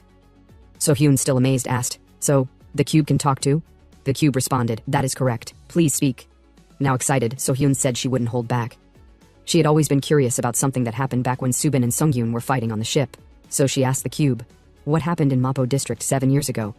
The system replied that her keywords were too ambiguous. It asked what specific incident she was referring to, because many had occurred in Mapo District 7 years ago. So-hyun clarified. She was asking about an incident involving her father, where people died. The cube began to process the request, but the dormitory master immediately interrupted. "No, not that. That's not what the cube is meant for. Don't use it for that." She advised So-hyun to first check out the school's online community. She could see what other students usually talked about on the academy's internal chat boards. The cube redirected her to the school community panel. There, messages from students appeared in real time. Some asked if others wanted to get lunch. Another asked about the name of the cat that always roamed around the dormitory. Others were asking about course registration times or when the library would close. So-hyun, reading through the messages, wasn't impressed. She muttered, "The school chat is way too normal." The dormitory master replied, "All student boards are like this. What did you expect?" But then, a new message popped up. One student asked, "Did anyone take the theory class today?" Another answered, "Yeah, but that new student seems to know nothing." A third message followed, "What's the name of that dumb student again?" Then another student chimed in. "I overheard in the hallway. They said it's Sung-hyun. Apparently he doesn't even know his own ability category. How did someone like that get into Hunter Academy? Is he even online? How did he pass the written exam? There has to be some kind of corruption behind this. There's no way he got in normally." They were convinced Sung-hyun had entered the school through some shady connection. More students joined in, claiming something fishy was definitely going on. One even asked if they should investigate. One of the students asked how they planned to investigate the rumor about Sung-hyun. The other student simply replied, "I have my ways." Just then, that very student, the one behind the messages, approached. Meanwhile, Sung-hyun was on his way back to the dormitory after class. As he walked, he was reading information from the blue cube Mr. Ji-young had given him. That's when he discovered something important. There were 5 basic categories for ability users. But just as he was going through the details, the student suddenly appeared. He had a camera, an assistant beside him, and oddly sharp eyes that resembled those of a hyena. He greeted our guy awkwardly and asked if his name was Sung-hyun, from the Hunter department. Sung-hyun replied yes, that was him. Immediately, the strange student told his assistant to start recording, because he was about to begin an interview. Sung-hyun was caught off guard. He asked what they were doing and why they were filming him. The student explained that they were part of the school's newspaper club. They report any interesting incidents within the Hunter Ability School as quickly as possible. Then, without permission, the student pulled out a ring and asked if Sung-hyun could wear it for a moment. Before Sung-hyun could even respond, the ring was placed in his hand. A moment later, a number appeared on the ring. Sung-hyun looked at it and asked what it meant. The strange student laughed loudly and said it was just like the rumors. Sung-hyun really didn't know anything. Then he explained. The ring was an A rank measuring device used to gauge ability ranks. And right now, it had measured Sung-hyun as an F rank, the lowest possible. He shouted, "An F rank student, in the Hunter department." He claimed that if they published this, their newspaper club might finally get national recognition. Sung-hyun, still confused, asked what newspaper they were talking about, and who even gave them permission to interview him. But the strange student ignored him and pressed on with the so-called interview. He brought the mic close and asked Sung-yoon directly. What kind of tricks did you use to get into this school? Rumors say you bribed your way in. Others say you're a chaebol's son, or maybe the child of a famous hunter. Care to comment? Sung-yoon had enough. He told them seriously to put the camera down while he was still being polite. The assistant grew nervous. She said it was getting scary and started lowering the camera. But the main guy stopped her. He asked if she could really call herself a journalist. Why would you stop recording now? He said. Sung-yoon, now serious, told him again. Before that journalism of yours gets physically shut down. Hand over the ring. The strange student just laughed and said if Sung-yoon wanted to end the interview, he'd have to take him down. Impossible, he scoffed, especially for an F-rank parachute student like you. But before he could laugh again, he was already on the ground, pinned down.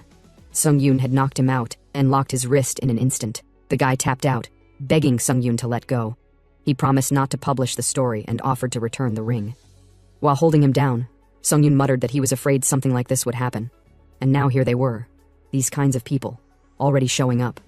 He wondered, at this rate, could he even join the student council? Despite being an F-rank, Sung-yoon easily took the guy down. But there was a reason. The student was from the welfare department. His assistant, from the medical department. Neither of them had any actual combat experience. Back on campus, changes were happening fast. In one class, Mr. Iwara made an announcement. There would be a mock monster battle. It would be done in teams of 3 or more. Every student was instructed to pair up. If they didn't form a group, they would have to face the battle alone. Panic spread quickly. All the students began scrambling to find teammates. Everyone was now searching for a group to join.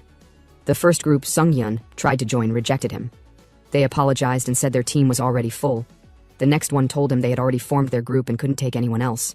Then, a girl scoffed and said she only allowed C rank or higher to join her team. Since Sung-yoon was most likely F rank, she said she couldn't accept someone like him. Left with no options, Sung-yoon approached the professor and explained that no team would let him join. The professor looked at him and asked, "What do you mean by that?" And then added, if that's the case, Sung-yoon would have to face the mock battle alone. Sung-yoon was stunned. The scene shifted to the mock exam room. All students had been placed in a simulation. Now it was Sung-yoon's turn. He stood alone, holding a small sword facing a towering golem several times his size. Staring up at the monster, he yelled, "This is bullshit. How the hell is he supposed to defeat this thing?" But before he could process anything further, the golem swung its massive arm and hit him straight across the face. Sung-yoon was launched backward, slammed to the ground, and failed the test immediately. Lying flat on the floor, Sung-yoon thought to himself, this was just as he expected. He should have known he'd be treated this way from the beginning. The professor informed him that he had received a total score of 0 in the mock exam. He failed. Later, in another classroom, a different professor was giving a lecture. He called out to Sung-yoon again and asked him a question, using the hints written on the board. He asked Sung-yoon to deduce a strategy for the dungeon shown in the diagram. Sung-yoon replied bluntly, "I don't know." The professor moved on to the next question, asking him another scenario. Sung-yoon gave an answer based on what he thought was right. The professor told him it was wrong. Not only that, he continued asking multiple questions, each one tougher than the last, and Sung-yoon failed them all.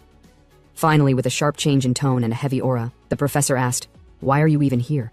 Sung-yoon forced a weak smile and responded, "I'm sorry, it's not like I wanted this either." Later, in Dotori Hall, the student cafeteria. Students were eating casually, laughing and chatting. But Sung-yoon sat alone, fists clenched, on the verge of snapping. He was furious. Inwardly, he yelled, why was the professor being such a jerk to him? Why was he the only one getting questioned? And not just that, the questions were impossible. How the hell is he supposed to know the weakness of some monster that appeared in 1986, he thought. Just then, his sister So-hyun approached from a distance and waved cheerfully at him. But Sung-yoon immediately gestured for her to leave. Right after that, So-hyun's only friend, Mo-dan, came and pulled her away, telling her they needed to go quickly. There was a reason. If So-hyun stayed too close to Sung-yoon, she might get dragged into his situation. Because at the moment, a rumor was spreading all over the school. A rumor about Sung-yoon. A rumor that had taken over every hallway and chat room. Sung-yoon sighed and muttered to himself, well, this kind of treatment's fine. Come to think of it, he was always alone back in middle school too. Nothing's changed. But the real problem wasn't the isolation, it was the student council. In a situation like this, there was no way he could get elected, unless he showed some kind of strength. Suddenly, Subin appeared with a tray of food. He looked at Sung-yoon and asked, "You're eating alone again?" Sung-yoon frowned. Why is he acting nice all of a sudden? Subin didn't answer right away. He sat down across from him. After a pause, he admitted, "Honestly, after you failed every question in class, it's not surprising the others started avoiding you." He leaned forward and whispered something. Sung-yoon grew annoyed and stood up to leave, but Subin stopped him. He said he had something important to tell him. It was about his older sister. That caught Sung-yoon's attention. He sat back down and asked, "What happened to her?" Subin explained. In yesterday's mock monster battle class, Sohyun had been placed in a group of 3, mostly female students. During the battle, the group leader snapped at her. She asked what Sohyun was even doing. Why wasn't she attacking the monster or helping the team? She pointed out that Sohyun hadn't used her ability even once, and she clearly wasn't good with weapons either. Sohyun couldn't respond. She had been holding back her power, so all she could do was apologize. Then, Mo-Dan stepped in. She asked the group leader why she was shouting at Sohyun. According to Mo-Dan, she has done twice the work for herself and Sohyun, so there was no reason to yell. The group leader admitted that was true, but then added, Sohyun asked to join our group. She should at least carry her own weight. With that, the leader walked away and said to just forget about it. Sohyun apologized to Mo-Dan, saying she didn't mean to be a burden. But Mo-Dan reassured her. She said it was okay. She didn't have to apologize. Subin said it seemed okay at first, because Mo-Dan appeared to be looking out for Sohyun in their shared classes, but that didn't last long. Sohyun stood silently, looking like she was on the verge of tears. She told herself, as expected, she couldn't use magic, not since the incident. The lecturer had said that even if she went berserk, the professor would be able to control her power. But right now, her mind was clouded. She couldn't control anything. She was still haunted by the memory of killing someone. And aside from that, she couldn't stop thinking about her father, wondering if he had killed someone too. Even when she asked the blue cube for answers, the supervisor kept avoiding the topic. She sighed. Was school always this exhausting? Her eyes gradually shut, and without realizing it, she fell asleep. Some minutes, or maybe hours, passed. Suddenly, her eyes jolted open. She jumped up in a panic. The class was already over. She cursed herself. Idiot. What kind of student sleeps in their classes? She looked around, desperate to figure out who she could copy notes from. She noticed Subin chatting casually with a group of students, but remembering the fight between him and her younger brother, she didn't dare go near him. As she kept staring, Subin noticed her from across the room. They made eye contact, and right away, Sohyun turned her head and rushed out of the classroom. Subin was left confused, wondering why she ran off like that. Outside the classroom hallway, Sohyun leaned against a wall with tears in her eyes. She called herself an idiot again. At this rate, she was definitely going to fail the exam if she didn't have notes to study from. Just then, someone approached her. It was Janil, the huge guy. He asked her if she was crying. Sohyun looked up and immediately recognized him. They had met before, back on the ship, when they played games together. She decided to tell him everything that happened. After hearing her out, Janil asked, "Wait, you're crying over something like that?" Then, he offered to show her his notes so she could copy them. Sohyun was grateful and told him she'd really appreciate it. Janil smiled and said, "Of course. Follow me." They headed off together, to a place that turned out to be a lecture room. Once inside, Janil called out, "Sona." Sona turned. "What is it now?" Janil told her to show him her notes from class. Sohyun was surprised. Didn't Janil say he was going to show his own notes? Why was he now asking someone else for theirs? Sona sighed. She said she wasn't sure she could do that. Last time, Janil had promised it would be the last time he copied her notes. Janil quickly clarified, "No, this isn't for me. He's asking for a freshman, Sohyun. She couldn't take notes today, so he's asking on her behalf." Then he added, "It'd be great if you could show them to me too while you're at it." Sona stood still for a moment, like she was facing a difficult decision. She didn't answer. Janil asked her what was wrong. He said he couldn't afford to fail this year again. "Do you want to see me fail?" he asked. Just then, Sohyun stepped forward and tapped Janil's arm. She told him, if she doesn't want to share her notes, then she doesn't have to. The entire class turned and stared in surprise. Sohyun continued, asking someone to hand over their notes against their will. That's not right, is it? Janil froze. He looked shocked. He felt ashamed and angry at the same time. It was like she had just called him a bully. He snapped back. "Why are you acting like I'm doing something bad? I'm going out of my way to help you. And you talk like this." But Sohyun responded immediately. "Isn't it actually a bad thing?" The class burst into laughter. Some students laughed outright. Others snickered quietly. To them, it looked like Janil had forced himself into helping, only to get publicly rejected.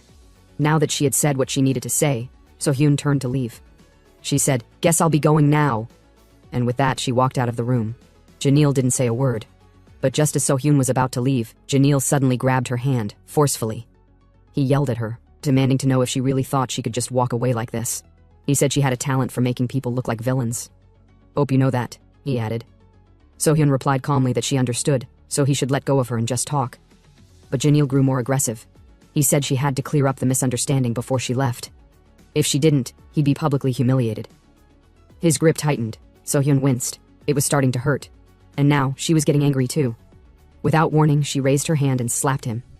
She told him to let go immediately. Everyone watching, Sona and the other students, froze in shock. Something was off. Janil was bleeding. He looked down, stunned. He asked her what she just did to him. He couldn't believe it. He stammered, "Did you just use an ability on me?" But So-hyun shook her head. She said she didn't do anything, she just slapped him. Janelle grew even more alarmed. What does she mean, no? He's a body art master. He shouldn't get hurt by something like that. He yelled, "It must be because you are a returnee, aren't you?" At that moment, So-hyun's expression changed. She couldn't believe it. She had trusted him. And now he had revealed her secret. The entire class began murmuring. She's a returnee? If Janelle, a body art user, got hurt, then it's serious. Last year too, someone like him got injured by a returnee. The class was buzzing. Janelle continued, "How are all returnees like this? Do they not care about using their abilities on others?" So-hyun started to cry. She said she didn't mean to hurt him. But Janelle wasn't done. He clenched his fists. He said he should have known from the boat that she wasn't any good, that they were never meant to be friends. Just as he was about to launch an attack on So-hyun, a sudden blast struck his face and sent him flying backward. It was a wave of water. Subin had arrived. He stood calmly between them and said, "Those aren't good words, especially coming from someone who just saw injustice and chose to double down." Janelle growled and demanded to know who the hell he was. Subin replied with ease, "My name is Subin. I'm a freshman." He explained that he had been watching the whole thing. From what he saw, So-hyun never used her ability. So why was Janelle accusing her? Janelle refused to back down, he said. There's no way. She definitely used her ability. A body art user like him doesn't get hurt easily. He pointed at Subin. "You used your ability on me just now too." Subin remained composed. He said it was common knowledge. Returnees often had superior physical traits.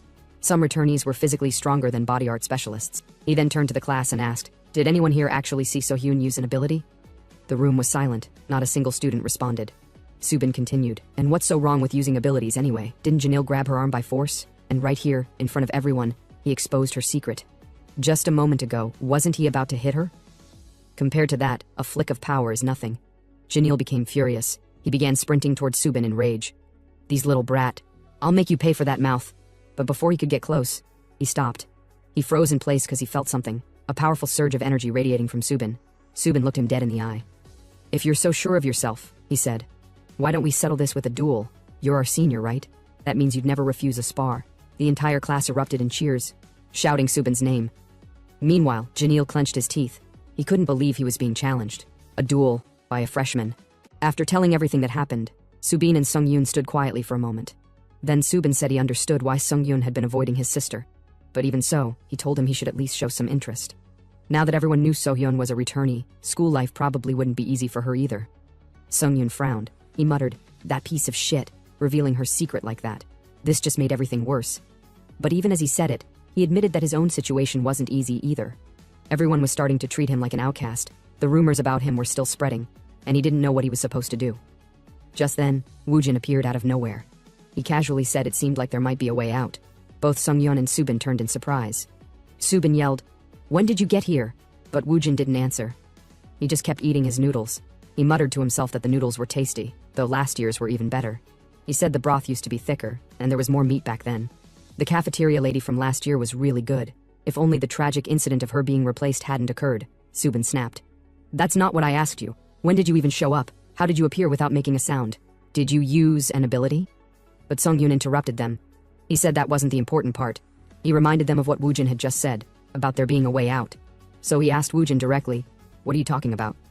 Woojin looked up and said there was a way for Sung-yoon to improve his reputation.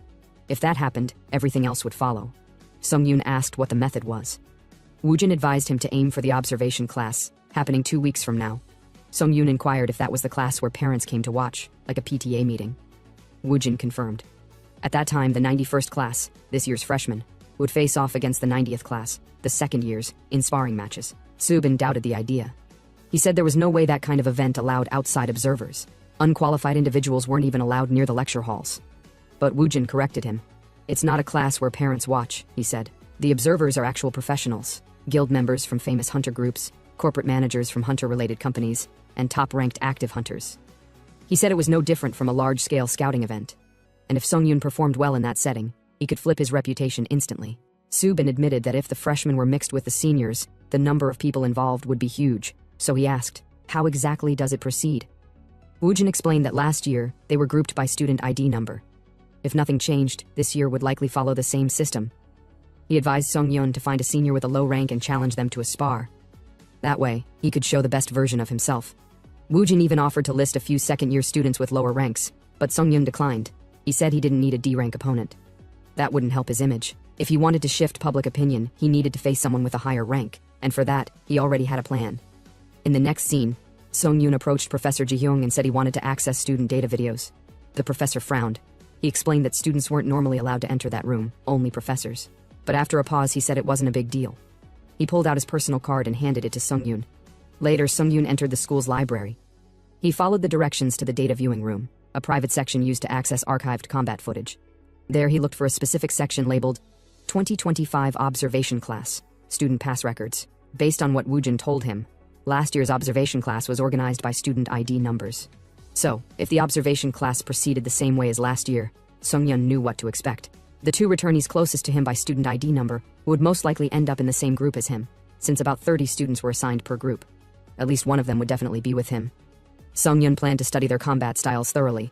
Then, during the observation class, right when everyone was watching, he would challenge one of the returnees to a duel.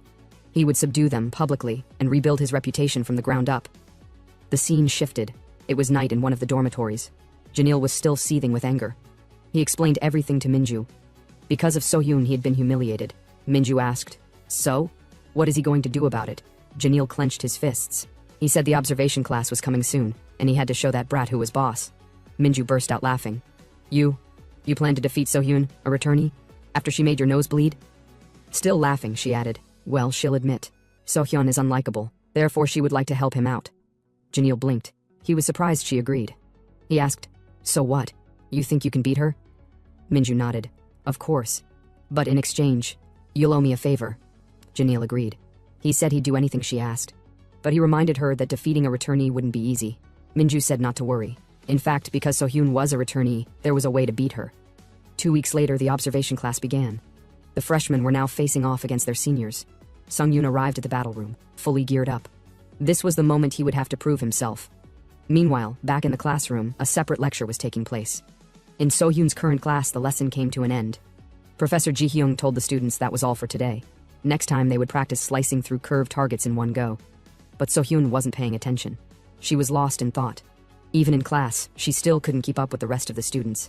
Then the professor called her name. He asked if she could come with him for a moment. She replied, "Yes, sir," and followed. The professor said he wanted to take her to where the observation class was being held. They started walking, and kept walking.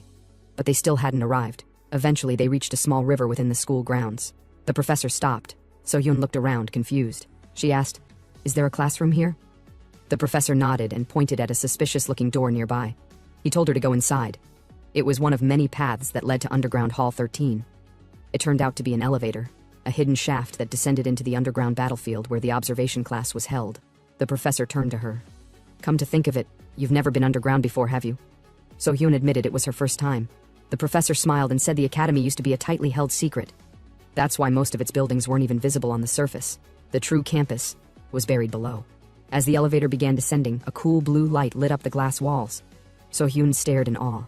Outside the elevator, massive underground structures came into view. Towers, labs, training zones, sealed vaults. It looked like an entire city was hidden below the school grounds. She gasped. "This is a secret base, isn't it?" The professor replied. "Something like that." Sohyun couldn't stop asking questions. She wanted to know what was here, what was there, and what purpose it all served. The professor explained. Everything down here was dangerous. These were facilities and objects too unstable to be stored above ground. Mysterious magical tools with unpredictable powers. Areas corrupted by dungeon break influence. Monsters, terrifying ones, captured alive for research. And even secret zones that he himself wasn't authorized to enter. But none of that was reaching her. Because at that moment, Sohyun wasn't even listening. Finally, they arrived at a certain floor and stepped out of the elevator. At that floor, Sohyun quickly changed into a special uniform, one that only designated participants were allowed to wear in the observation room. As they began walking toward the battle hall, the professor asked her, "How's school life these days? Is anything difficult for you?" Sohyun replied that she still didn't make friends easily. She said Modan was her only real friend, though Purium and Woojin were nice to her too. And Sobin, well, she guessed Subin was almost nice, even though they weren't close. But aside from that, all the other students kept their distance. She sighed and said, maybe it was expected, especially after causing trouble recently. The professor asked, "Trouble? What happened?"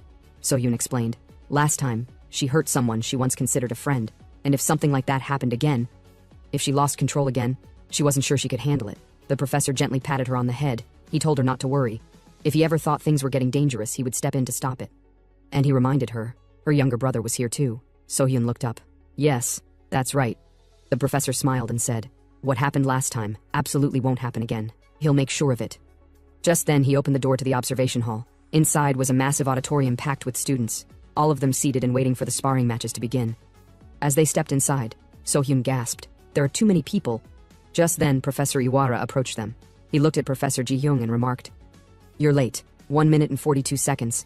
But the professor didn't react. Instead, he walked forward, took the mic and began speaking to the students. He said he wouldn't explain the full scope of the class again, since it had already been announced beforehand.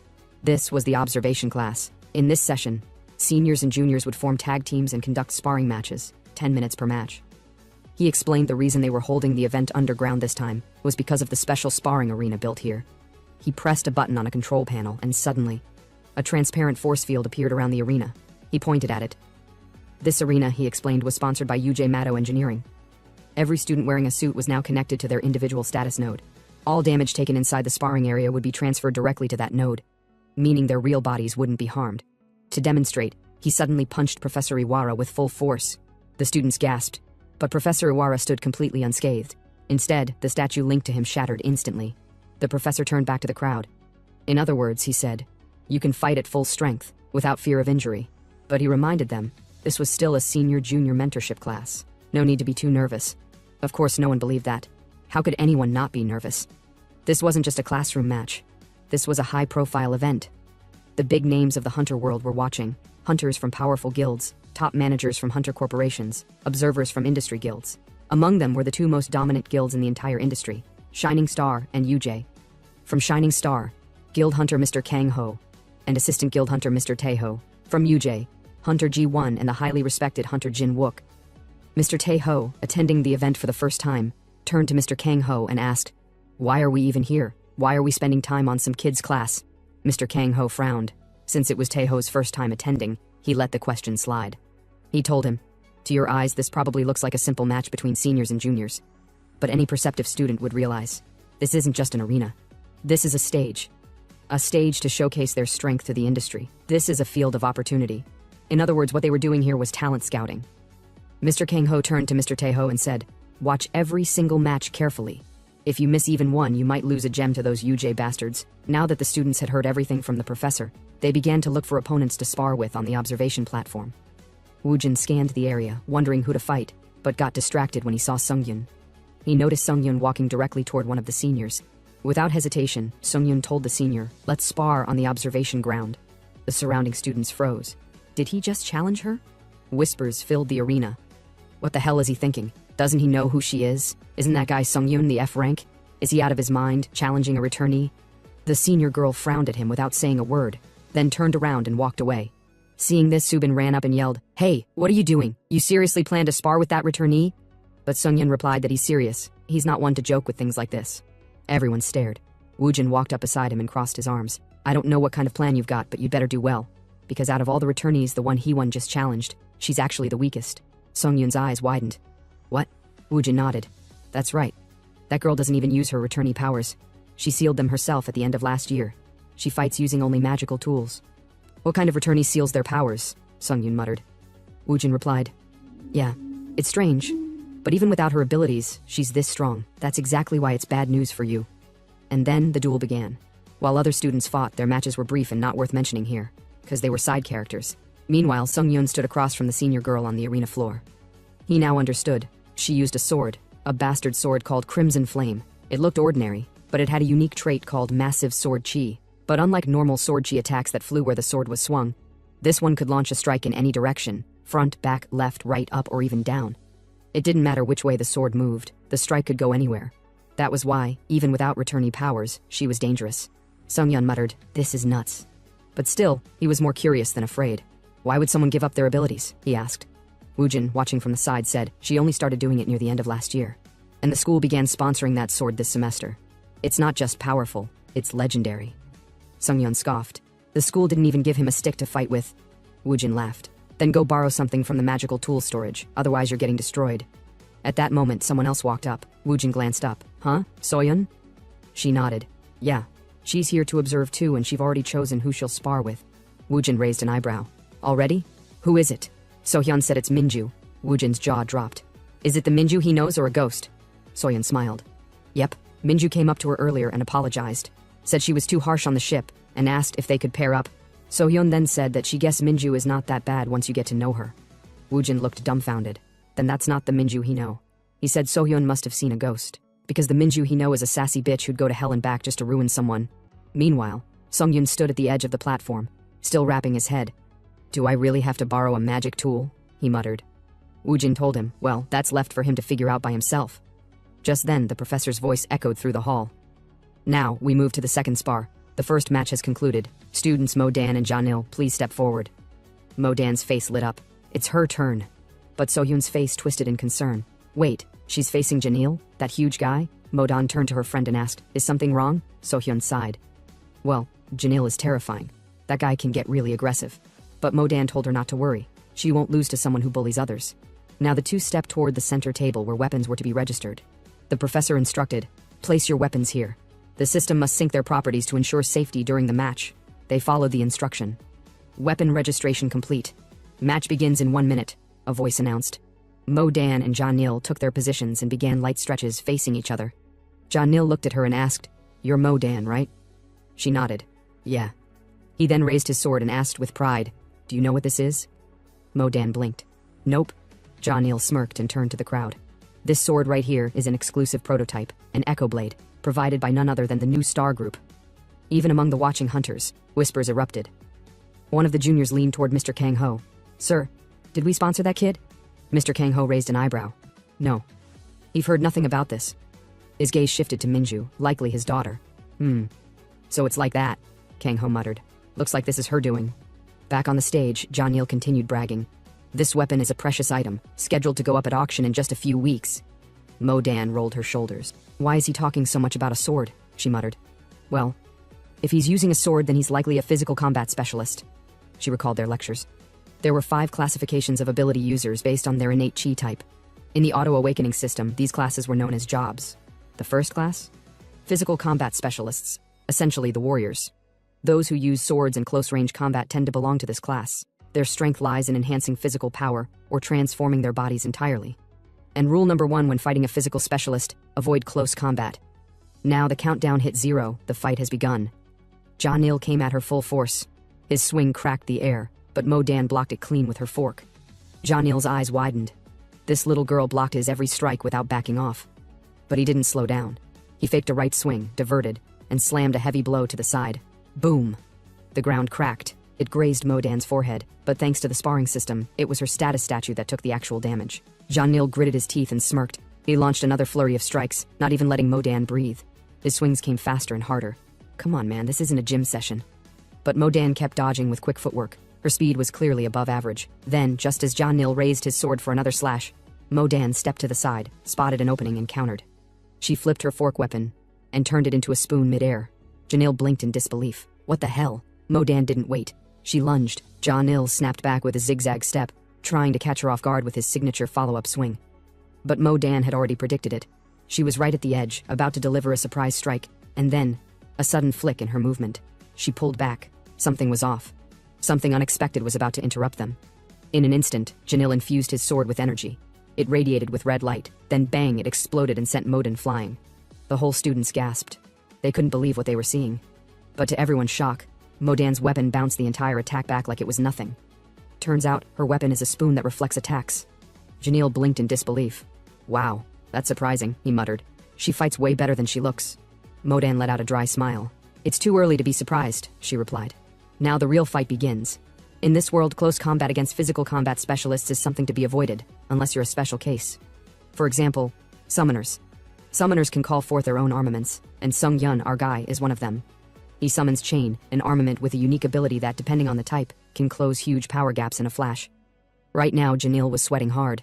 He muttered to himself, she's tougher than expected. But when it comes to speed, he's got the upper hand. Then he glanced at his sword and froze. His sword had bent like paper. What the hell? He shouted. How is that even possible? But the moment he lost focus, Mo-Dan was already sprinting at him. If you get distracted, you're finished, she said, and bang, she struck. But as they clashed, her weapon cracked and it looked like it could shatter at any moment. Janil grinned wildly.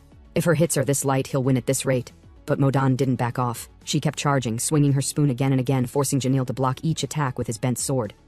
The pressure was relentless. He was being pushed backward, closer and closer to his limits, and finally, Modan's spoon landed a clean hit across his face. Janil was blown backward several meters. He hit the ground, dazed. Despite using full power, he hadn't been able to land a solid hit. He looked down at his sword. It was already completely useless, bent and crumbling from her attacks. He reached for his face. It was soft, swollen like jelly. Then it hit him. He understood now. The spoon's ability, anything it touches turns soft like rubber or pudding. No matter how tough your body is, if it turns soft, one clean hit, and you're done.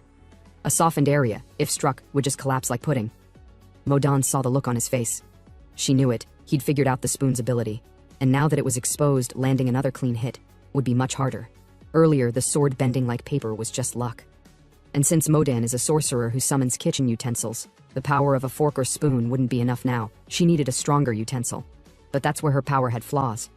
First, she can only summon one utensil at a time. Second, she has no control over what gets summoned. Even if she dismissed the spoon and tried again, she might get another useless one. And during that brief moment of switching, she'd be completely defenseless. Modan let out an anxious smile. Right now, she was cornered. No time, no options. Too much to consider, and too little time to act. She closed her eyes, sighed, and muttered. As expected, there's no such thing as normal people here. But if only...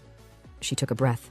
If only the knife comes out, like last time. Modan remembered back when she was still in high school. Back then, for some reason no one could explain, she was always the target. People would throw things at her for fun, laughing like it was the most normal thing. But one day, something snapped. As they mocked her, a faint glow appeared beneath her arm. It was a knife, small and unstable. She couldn't control her abilities yet. But she stood up, and her eyes were empty. She wasn't crying. She wasn't scared. She wanted to kill someone. She stepped out of the classroom, both hands gripping the knife tightly. The bullies were still laughing.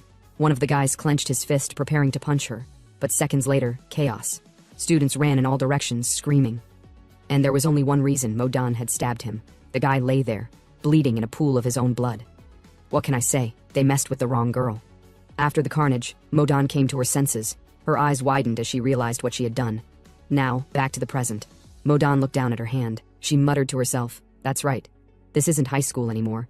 This isn't a fight between ordinary people. This is a battle between ability users. If she hold back again, she'll lose." Even though the trauma of that moment still haunted her, she knew what she had to do. If she had to summon the knife again, she would. She and Janil locked eyes. Janil, on the other hand, knew his sword was finished. The once glowing blade now looked like soggy cardboard. He clenched his teeth. "I guess I've got no choice," he whispered. His body surged with mana. The air shook from the sudden pressure. "I'm going all out this time," he said coldly. Boom. With a burst of energy, his aura expanded violently. He glared at Modan and told her, "No matter how special your weapon is, if I keep destroying it, eventually your energy will run out." But Modan just smirked. "Oh really?" she said. "Then try and break this." She hurled her spoon straight at him. Janil looked up. Wait a second, that wasn't a spoon anymore. It had transformed into a fork midair. He blinked. When the hell did she switch? He dodged instinctively, but something felt off. And then he noticed, Modan was gone from her spot. Just as the fork vanished midair, Modan appeared behind him. It was at that exact moment Janil realized. He fucked up. Molden didn't hesitate. She had summoned the knife, the same one from her past. And it wasn't just any knife. It was her strongest weapon. With a clean arc, she slashed. Boom, the strike connected. But that wasn't all. The knife's ability was deadly. Once it lands a hit, it delivers a delayed second strike. A follow-up slash that comes from the same trajectory seconds later, like a double-layered execution. As Modan drove the blade through him, her face lit up. Turns out that Janil's energy from his body enhancement blasted her face, and they both fell to the ground. In this world, mana arts is a technique that channels one's soul energy to summon soul-embedded armaments into reality. These weapons reflect the summoner's inner self and carry unique abilities. So when someone like Modan, with her unpredictable personality, summons something as dangerous as a knife, it's deadly. But just as her knife connected, Janil also managed to land a heavy strike at the same time. The two clashed mid-air and were sent crashing to the ground with a thunderous impact. Moments later, the professor raised his voice and declared the outcome. The spar is over. The winner is Janil. Some were surprised, but the explanation came quickly. Mr. Kang Oh, watching from the stands, commented, "That girl was impressive, but the power gap is still too wide. The damage she dealt to Janil's statue was minimal. On the other hand, Janil's strike shattered her statue's face entirely." Janil cheered. He said he don't even know how he won, but he won, and that's what matters. He was still unsure how the fight turned in his favor. Modan sighed quietly and returned to her seat. She apologized to Sohyun for losing, but Sohyun smiled and shook her head. Don't say that. You were amazing. Meanwhile, Woojin sat beside Sungyeon and muttered, "This must feel awful.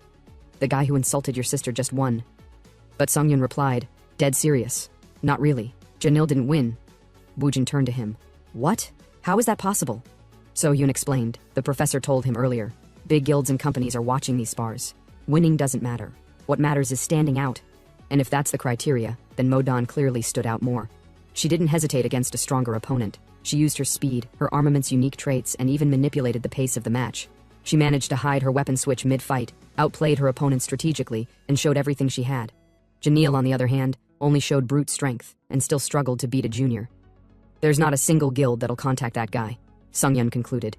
The entire conversation hadn't even been through telepathy, but the professor caught on to Sungyeon's sharp observations. Deep insight. That's what truly matters inside dungeons, adapting quickly when everything changes. That's the true goal of this class. Now let's rewind a bit.